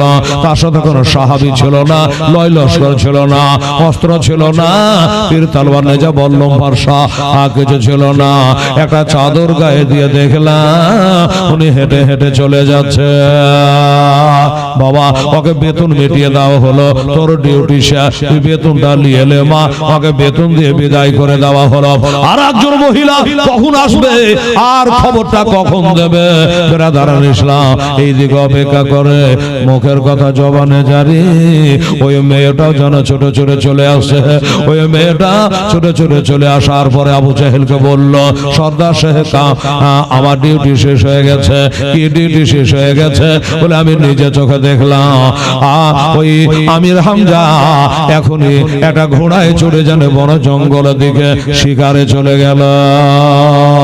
আমি নিজের চোখে দেখে আসলাম উনি চলে গেছে, রাস্তা ক্লিয়ার হয়ে গেছে। বলে মা, তোর বেতনটা তুলি এলে। বেতনটা তাকে মিটিয়ে দেওয়া হলো। আর এই কুলদাকে খবর দেওয়া হলো, ওরে তুই যে সত্যটা চাপিয়েছিলি যে নবী বাড়ি হারে বের হবে, আমাকে খবর দিয়ে মেরে দেবো, আর নবীর চাচা আমির হামজা বাড়ি হারে বের হবে, আমাকে খবর কর। এই খবরটা তোকে দিলাম। এখন নবী বাড়ি হারে বেরিয়ে রাস্তায় চলাফেরা করছে, আর নবীর চাচা বাড়িতে না, উনিও শিকারে চলে গেছে। বাবা, তোর ব্যাঘাতটা করে আমি তোকে আমার মেয়েটা দিয়ে দেবো রে, আমার ধর্মকে বাঁচাবার জন্য। চিন্তা করে বাবা, আবু জাহেল নিজের ধর্মকে বাঁচাবার জন্য, যুবতী বেটিকে দেওয়ার জন্য তৈরি হয়ে গেছে। ইসলামকে ধ্বংস করার জন্য, নিজের বেটিকে দেওয়ার জন্য প্রস্তুত হয়ে গেছে। আমার বাবারা, মা বোনেরা, ওই দুশমনরা অস্ত্রখানা নিয়ে আমার নবীর পিছন ধাওয়া করেছে। নবী চলে আগে আগে আর দুশমনটা চলে পিছে পিছে আমার নবীকে মার্ডার করার জন্য বাবা হেঁটে হেঁটে যাচ্ছে। আমার মা বোনের আগে ওই দুশমনটা একবার ডান দিকে দেখে, একবার বাম দিকে দেখে। কি দেখে? আমি যে নবীকে চট করে মেরে দেবো, এখনই নবীর লাশটা ফেলিয়ে দেবো, কিন্তু আমাকে কেউ দেখে তো লিখছে না। আমি নবীকে মারবো, আমাকে যদি তার বংশ বলে কেউ দেখেলে তবে আমার জামাই হওয়া হবে না, আমাকে কবরে চলে যেতে হবে। এই জন্য চারিদিকে দেখতেছে লোকজন কেহ নাই। তবে একটা কথা বলি বাবা, সে কথাটা হলো এটা, আমরা দেখতে পাই সামনে, আর আমার নবীজি দেখতে পান সামনে এবং পিছনে। নবী বলে ইমানে আরা মালা তারাবো না, ওয়া ইন্নী আসমাউ মালা তাসমাউ না। নিশ্চয় আমি নবী যা শুনি তোমরা শোনো না, আমি যা দেখতে পাই তোমরা তা দেখতে পাও না। এই যে আপনারা বসে আছেন, নবীর উপরে দরুদে পাক পড়ছে, আমার নবী বলে তোদের দরুদের আওয়াজ খানা আমি মদিনা থেকে শুনতে পাই। সুবহানাল্লাহ, মদিনা থেকে শুনতে পাই। আমার বাবারা ভাইরা যাই হোক এমনি করে বাবা আমার নবী দেখতে পাচ্ছেন পিছনের চোখ দিয়ে আমার পিছে পিছে একটা যুবক ছেলে হেঁটে হেঁটে আসছে। নবীজি দেখতে পাচ্ছেন যুবকটা হেঁটে হেঁটে আসছে, দেখে নিয়ে চুপ করে নবী আমার দাঁড়িয়ে গিয়েছে। নবী দাঁড়িয়ে গেছে আর দাঁড়িয়ে গিয়ে আমার নবীর গায়ে যে চাদরখানা ছিল বাবা ওই চাদরখানা খুলে ওই দুশমনটার মাথায় চাপিয়ে দিয়েছে। যেমন চাপিয়ে দিয়েছে ওই চাদরখানা কত দাম, কোটি কোটি টাকা দিলে আমার নবীর গায়ের চাদরের মূল্য হবে না। ওই চাদরখানাকে উষ্টাইয়া ধুলাতে ফেলে দিয়েছে পাপী গুনাহগার জাহান্নামী। বাবারে চাদরখানা ফেলে দিয়েছে। চাদরের কদর সবাই জানে না, চাদরের মর্যাদা সবাই জানে না। মদিনার মসজিদে নববীতে একদিন আমার নবীজি গায়ের চাদরখানা খুলে সাহাবারাকে চালিয়ে দিয়ে বলল, এই সাহাবারা, ওই যে একটা বৃদ্ধা রমণী আসছে, একটা মহিলা আসছে, ওই মেয়েটা যখন আসবে আমার চাদরখানা পেড়ে তাকে একটু বসতে দিও। সাহাবারা আশ্চর্য, আমরা জানি নবীর মা ইন্তেকাল করে গেছে, নবী বন্যায় নবীর দাদি নাই নানি নাই সব ইন্তেকাল করে গেছে।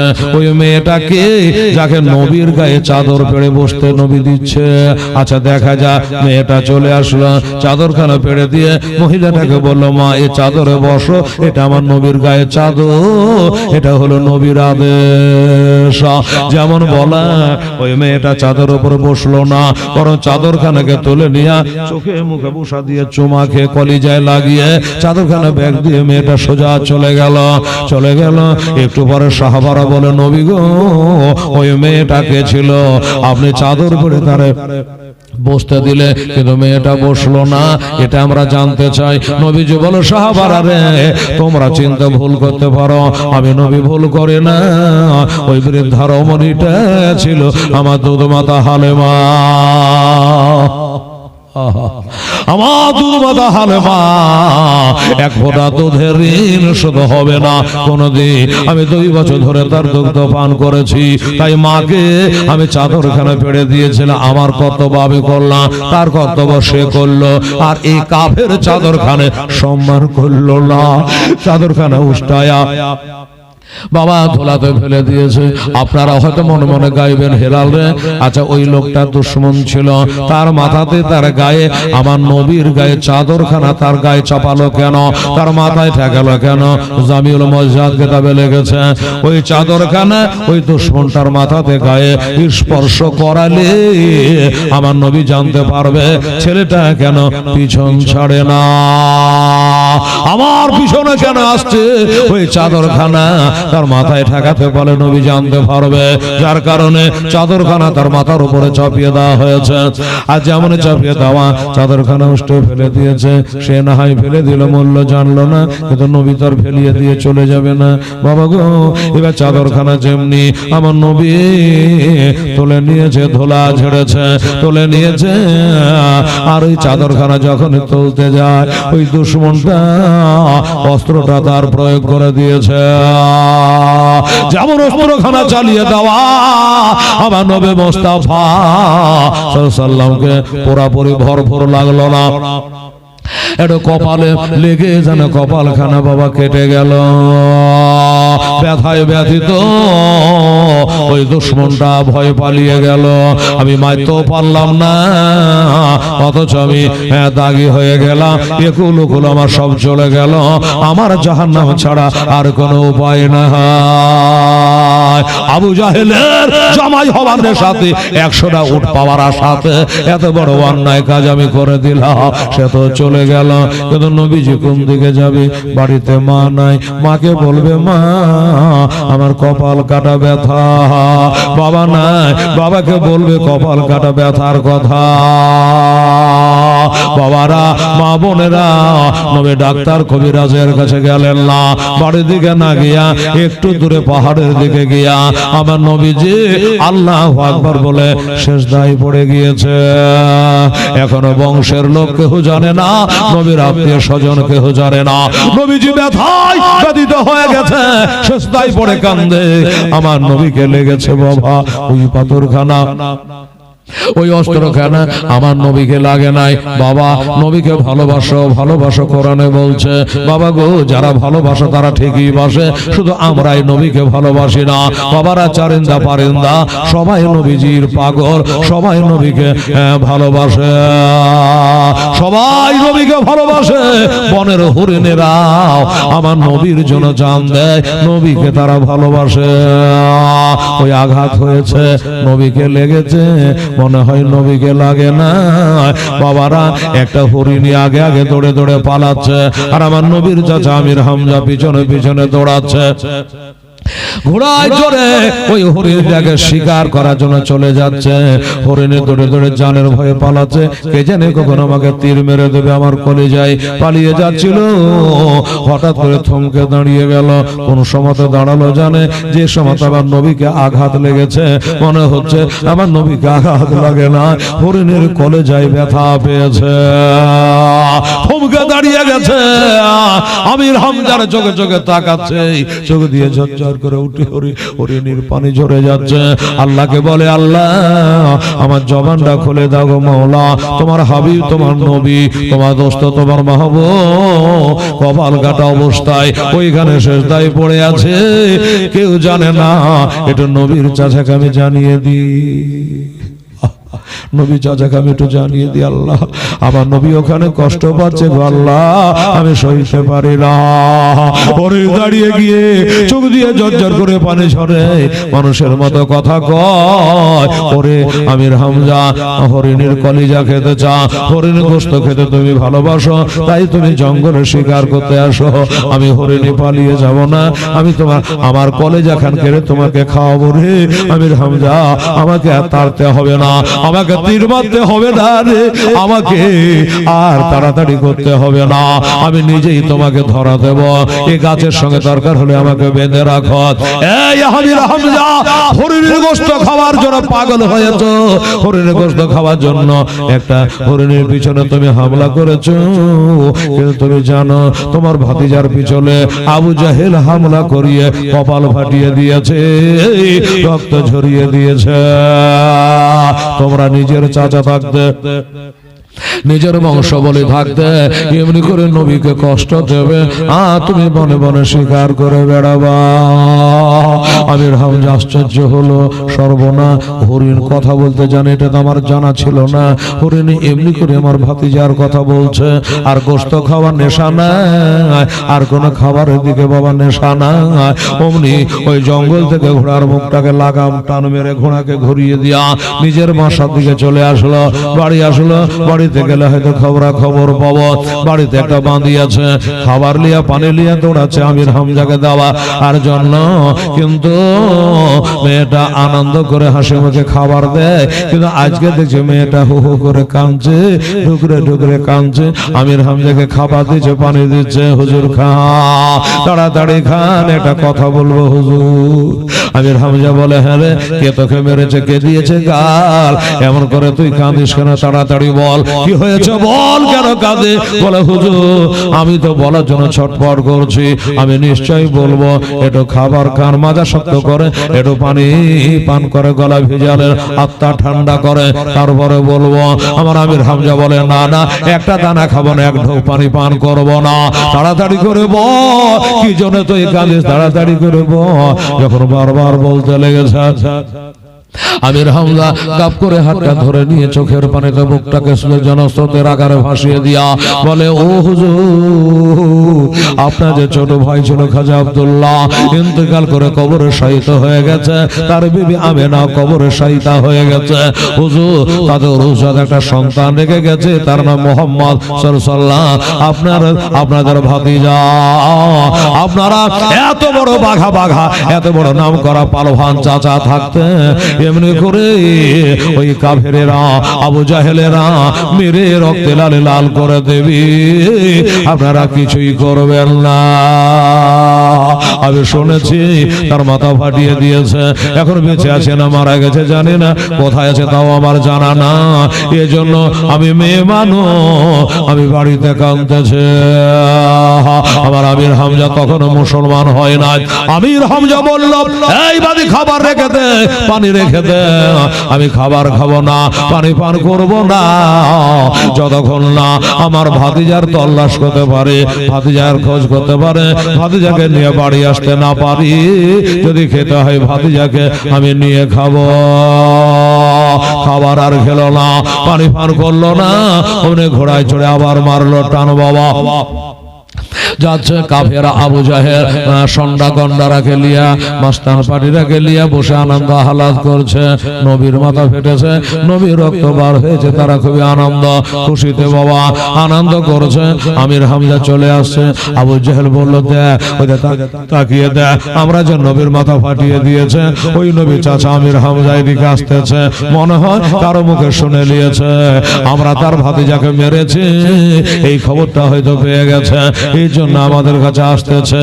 এই আমার ভক্তরা, আমি তোদের নেতা, আমি তোদের সর্দার, আমি আবু জাহেল বলছি, শোনো এই ধর্মটাকে বাঁচাবার লেগে, ইসলামকে বরবাদ করার জন্য আমার বেটি পর্যন্ত আমি রাজি হয়ে গেছি, তোরা সবাই সাক্ষী আছে। একটা কথা বলে, আমির হামজা আসবে, হয়তো তার ভাতিজার মহব্বতে আমাদের দুটো ছোট বড় ভাষা বলবে, লান্তার কথা বলবে, তোরা জানে কেউ জবাব দিবি না, কেউ জানে কিছু বলবি না। আমাকে যত অন্যায় ভাষা বলো আর যাই বলো, তোরা কেউ কিছু বলবে না। এমনকি আমাকে যদি একবারে মেরে দেয়, আমার মাথাটা ফাটিয়ে দেয়, তবুও জানে তোরা কোনো কথা বলবি না। ভক্তরা বলে, আশ্চর্য ব্যাপার, হুজুর এত নিচে নেমে যাচ্ছেন কেন? আমরা এত করে আপনার ভক্ত থাকতে আপনার মাথা ফাটিয়ে দেবে, আপনাকে গালি দেবে, আর আমরা কিছুই বলবো না। তার কারণটা কি? কারণটা কি বলো? শোন, তোরা ওটা বুঝবি না। আমির হামজা আমার পার্টির লোক, আমির হামজা আমার দলের লোক। পার্টির লোক বুঝছেন তো বাবা, দলের লোক মানে আমির হামজা কলেমা পড়ে নাই, আমরাও কলেমা পড়ে নাই, আমাদের দলের লোক। এখন যদি কিছু বলতে যায়, হয়তো আমাদের প্রতি রাগ করে ভাতিজার কলেমা পড়ে নেবে, ভাতিজার কলমা পড়ে নিয়া মুসলমান হয়ে যাবে, নামাজি হয়ে যাবে, দিনদার হয়ে যাবে, জান্নাতি হয়ে যাবে। এই জন্য দু চার বাড়ি খাওয়া ভালো, এত বড় পালভানকে হাত ছাড়া করব না, এত বড় পালভানকে আমরা হাত ছাড়া করব না। এই জন্য বলছি তোরা কিছু বলবি না। লোকজনকে বুঝিয়ে দিল, সবাই বুঝে গেল। তারপরে বলল, ঠিক আছে। আমির হামজা চলে আসলে, আসার পরে বলল, ওরে তোরা তো এখানে বসে আনন্দ করছি, একবার হাত ধরে বল, কে আমার ভাতিজাকে আঘাত করেছে, তাড়াতাড়ি করে বল, কে আমার ভাতিজার মাথা ফাটিয়েছে। আগে হেন মানা করা আছে, কেউ মুখ খোলে না, কোনো কথা বলে না, চুপ করে মাথা নিচু করে সবাই কথা গেলে শুনতেছে। আমির হামজা আবারও বলল, কোন মায়ের লাল আছে, কতটা মায়ের দুগ্ধ পান করেছি, বল তাড়াতাড়ি করে বল, কে তোরা মেরেছিস বল। তোরা জানিস না তার বাবা নাই, কিন্তু আমি তার চাচা আমির হামজা বেঁচে আছে। এত করে বলি, কেউ কোনো কথা বলে না। আমির হামজা মনে করলো আসলটার উপরে একবারে না ফেলালে পেটের কথা বলবে না, রাজি হবে না। হাতে চলে এসে স্বীকার করার ধনুক খানা তোলে, বাবা দিয়েছে আবু জেহেলের মাথার উপরে বসায়া, আর যেমন মাথায় বসিয়ে দিয়েছে অমনি মাথা ফেটে গেছে, মাথা ফেটে গেছে, রক্তর পড়া চালু হয়ে গেছে। আমির হামজা তাকিয়ে দেখে ঝরঝর করে কাঁদে আর বলে, ওরে আবু জেহেল, আমরা একই দলে লোক ছিলাম রে, আজ তোর মাথা ফাটিয়ে দিলাম, কিন্তু বল কোন ছেলেটাকে মারিয়েছি? আমার ভাতিজাকে তুই মারিয়েছি লোক দিয়া, গুন্ডা দিয়া। যে ছেলেটা এক আল্লাহকে মানতে বলে, তোরা কাকে মেরেছি তোরা জানিস না। ইতিম দেখতে গেলে মাথায় হাত বোলায়, অসহায়ের পাশে সহায় হয়ে জিরে দাঁড়িয়ে যায়। কাকে তোরা মেরেছি? ওরে অসুস্থ মানুষের খবর পেলে মাইলের পর মাইল পায়ে হেঁটে যে ছেলেটা দেখতে যায় তাকে তুই মারিয়েছিস রে আবু জাহেল। তোর কি অপরাধ করেছিল, কি অন্যায় করেছিল? আমার ভাতিজা একটা ইসলাম ধর্ম প্রচার করে, তোর মন গেলে কলমা পড়বি, না গেলে না পড়বি, তাই বলে তুই গুন্ডা দিয়ে মারাবি, এটা তো বরদাস্ত করব না। এই কথা বলে বাবা ওখান থেকে সোজা বেরিয়ে গেল। ও আমার ভাতিজাকে খোঁজ করে বার করতে হবে, এখানে ওখানে দৌড়ে বেড়াচ্ছে, খুঁজে বেড়াচ্ছে। আল্লাহ গো তোমার নবীকে একবার মিলিয়ে দাও, কোথায় আছে? খুঁজে বেড়ায়, পায় না। এক জায়গায় যাচ্ছে বাবা, দেখছে আমার নবীজি যেন শেষদায় পড়ে আছে। আমির হামজা বলে ওই তো, ওইটাই আমার ভাতিজা, এটাই আমার ভাতিজা, এইখানে পড়ে আছে। কাছে গেল, ঘোড়া থেকে নামলো, ডাক চিন্তা করলো কি বলে ভাতিজাকে ডাকবো। ইয়া রাসূলুল্লাহ বলে ডাকবো, কিন্তু আমি তো মুসলমান না। মুসলমান যারা তারা ইয়া রাসূলুল্লাহ বলে ডাকে, আমি তো মুসলমান না। ইয়া রাসূলুল্লাহ বলে কি করে ডাকা যায়? না না তা বলবো না, এক কাম করি না, নাম ধরে ডাকি। আবার চিন্তা করলো নাম ধরে ডাকবো, কে জানে বেজার হবে না, কি হবে, হয়তো কথা বলবে না, নাম ধরে ডাকাটা বুঝি আমার ঠিক হবে না। চিন্তা করলো ইয়া রাসূলুল্লাহ বলে ডাকবো না, নাম ধরে ডাকবো না, বরং ডাকবো কি বলে, আসসালামু আলাইকা ইয়া ইবনে আখি, আসসালামু আলাইকা ইয়া ইবনে আখি। একবার, দুইবার, তিনবার বলা হলো বাবা, আমার নবী সালামের জবাব দেয় না, সালামের জবাব দেয় না। তিনবার যখন বলা হয়ে গেছে, আমার নবী সেজদা থেকে উঠে তাকাচ্ছে। কাকে ভাতিজা বলছো? কে তোমার ভাতিজা? আমার নিজের বাবা যখন দুনিয়াতে বেঁচে নাই, আমার নিজের মা যখন দুনিয়াতে বেঁচে নাই, আমার জগতে আল্লাহ ছাড়া আর কেউ না। আমির হামজা বলে ভাতিজা শোনো, আমি বাড়িতে ছিলাম না, আমি বনে শিকার করতে গিয়েছিলাম। হরিণী তোমাকে ভালোবাসে এত আমার জানা ছিল না। ওই হরিণীর কাছে খবর পেয়ে আমি ছুটে এসেছি বাবা।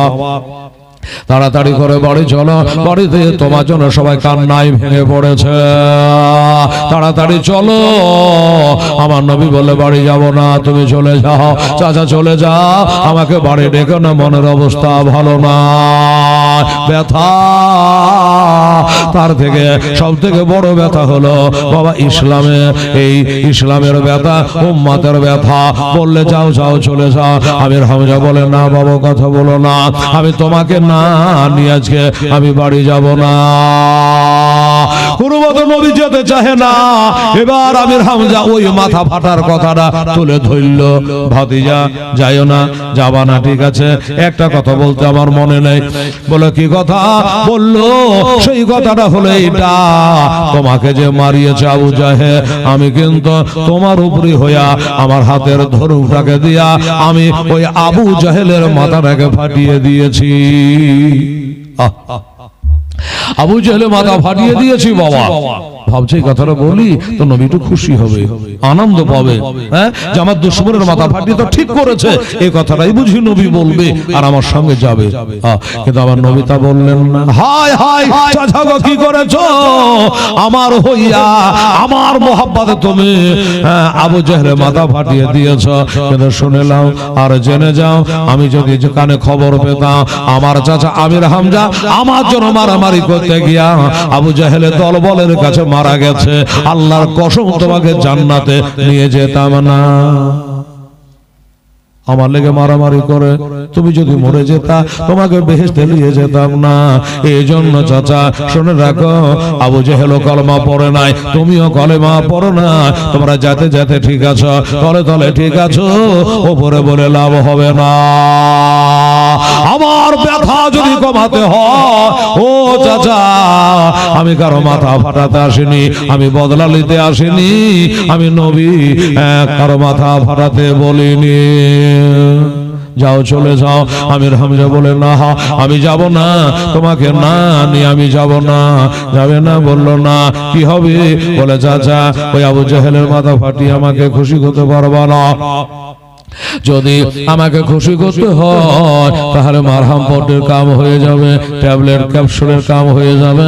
একবার যদি তুমি আমার কালেমাটা পড়ে তুমি মুসলমান হয়ে যাও।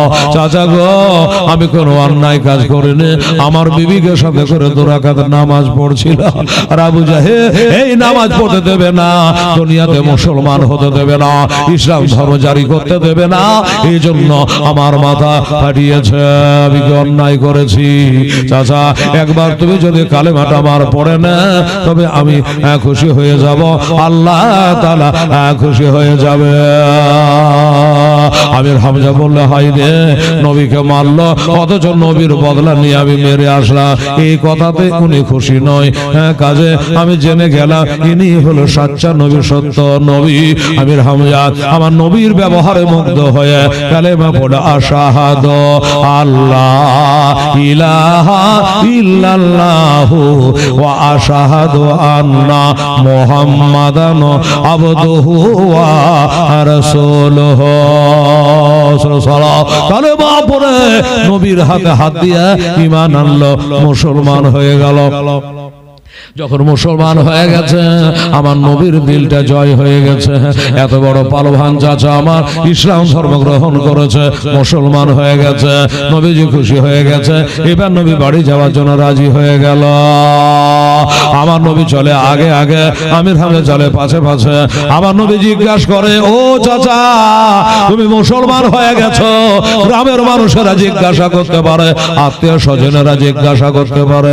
চাচা একবার খালি বলো, কি আমি কি তোমাকে জোর করে কালেমা পড়ালাম? বলল না, আমি লাঠি দেখিয়ে, তালবাদ দেখিয়ে, তোমাকে শক্তির গরম দেখিয়ে তোমাকে কালেমা পড়ালাম। আমির হামজা বলে, না, তবে তুমি কেন কালেমা পড়লা? বলল, আমি কালেমা পড়লাম আপনার ব্যবহার দেখে।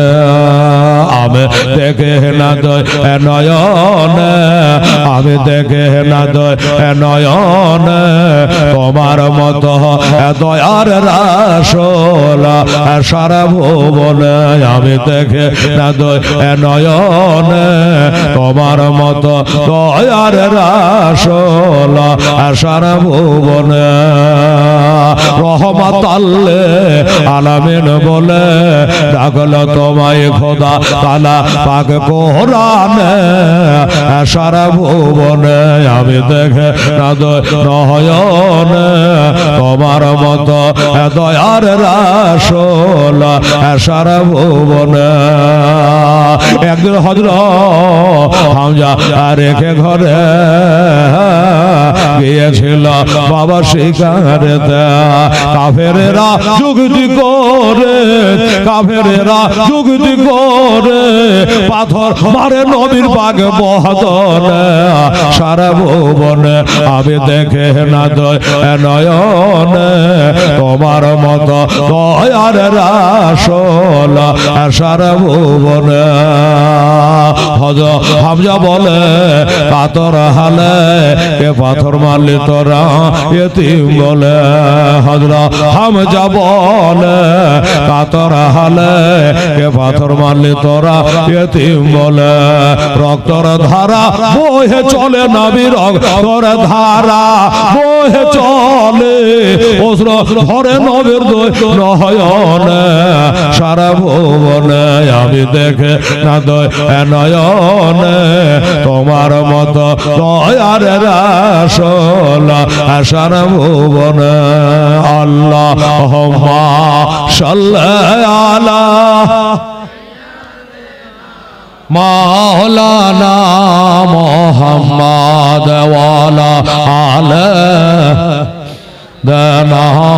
মাওলানা মুহাম্মদ সাল্লাল্লাহু আলাইহি ওয়াসাল্লাম। বাবা, তাহলে নবী ইসলাম প্রচার করলে, বাবা গো, আমাদের জান্নাতের কোনো গ্যারান্টি নেই। কি বাবা আছে? নেই।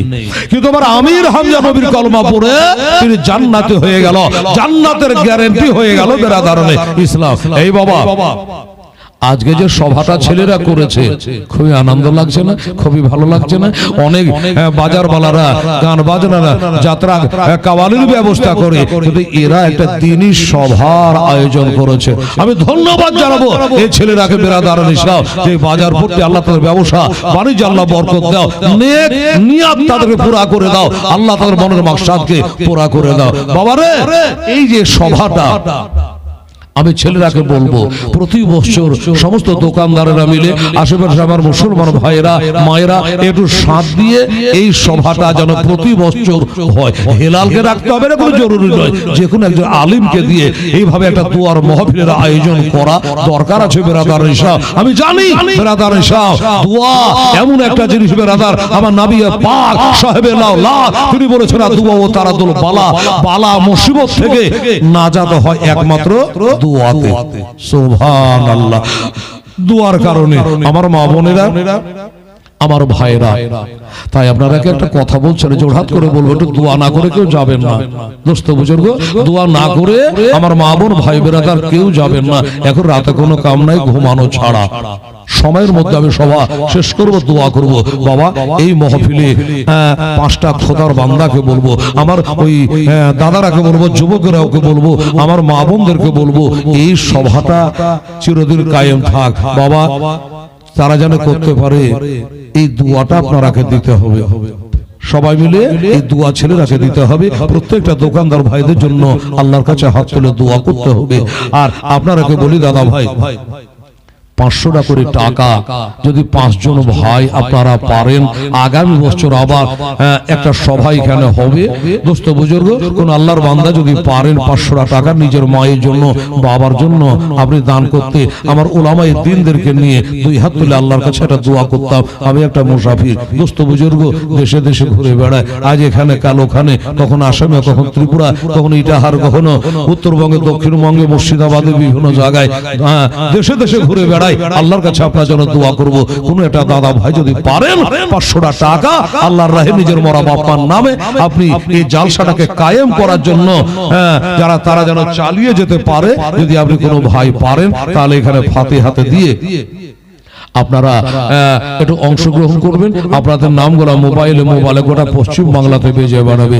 100 টাকা যদি কোনো দাদা ভাইরা পারে, কত টাকা চাই, দোকানে যাচ্ছে, এখানে ওখানে যাচ্ছে, তাছাড়া মাস গেলে মোবাইল তো রিচার্জ করতে হচ্ছে, তাতে 400 জায়গায় 800 হয়ে যাক, কি বলেন, রিচার্জ করতে হবে। তো বাবা, এই কাজে, দিনের কাজের জন্য কোন আল্লাহর বান্দা যদি পারেন, এসে আপনি দেবেন ইনশাআল্লাহুল আজিজ। আচ্ছা, এই যে আমার 2 জন দাদা 100 করে, একটু সব কেউ যাবেন না, বসে থাকবেন, 12টায় সভা শেষ করবে ইনশাআল্লাহ। আচ্ছা, আলহামদুলিল্লাহ, ঠিক আছে। আচ্ছা, এই দেখেন আরেকজন দাদা আমার 100 টাকা দিয়েছেন। এই বাবু, কমিটির ছেলের এটা আমার মা বোনের কাছে, যাতে বাবারা এখানে আসতে পারবে না, যদি কেউ কিছু দেয় তো নিয়ে আসবেন দোয়াতে শামিল হওয়ার জন্য। মুআজ্জাজ মুহতারাম শামিল, আসুন তাড়াতাড়ি করে। আর দোস্ত বুজুর্গ, আসেন, একটু মেহরবানি করে একটু ঘুরে বেড়াতে পাবো, একটু মা বোনদের কাছে যাও, কাতরা কাতরা দাঁড়িয়ে আমি সবাই যেটা পারবেন আল্লাহর রাহে, আমার আম্মা জানেরা, আমার বুবু জানেরা, আমার বোনেরা একটু দেবেন, যাতে করে ছেলেরা প্রতিবারের সভাটা। আচ্ছা, আরেকজন দাদা আমার 100 টাকা দিয়েছে। আল্লাহ তার পিতা মাতা ভাই বোনেরা আত্মীয় স্বজনকে আল্লাহ, মাশাআল্লাহ, একজন বাচ্চা মেয়ে আরো 100 টাকা দিয়েছে ফাতিহায় শামিল হওয়ার জন্য। আল্লাহ তুমি কবুল করো, আমিন। আপনাকে পাথর চাপড়ে শুনিয়ে দেবো, চিন্তা করবেন না বেরাদারান ইসলাম, আমার ভাইরা। আর একজন বাবু আমার বলছে, মাশাআল্লাহ, সুবহানাল্লাহ, সবাইকে বলবো আমার মা বোন একটু ফাতিহাতে আপনারা শামিল হয়ে যাবেন। দোস্ত বুজুর্গ, আল্লাহর রহমত ইনশাআল্লাহ। মুআজ্জাজ মুহতারাম শামিল, দোস্ত বুজুর্গ। আর ছেলেরা বলছিল যে এই গজলটা একটু আপনি পড়বেন ইমাম হুসাইনের বারে। আমি বললাম, বাবু, এই গজলটা আমার চরম ভাইরাল হয়ে গেছে গোটা পশ্চিম বাংলা এবং আসাম, ত্রিপুরা তো খুব, বাংলাদেশের পর্যন্ত চলে গেছে। সেটা কোনটা বলছে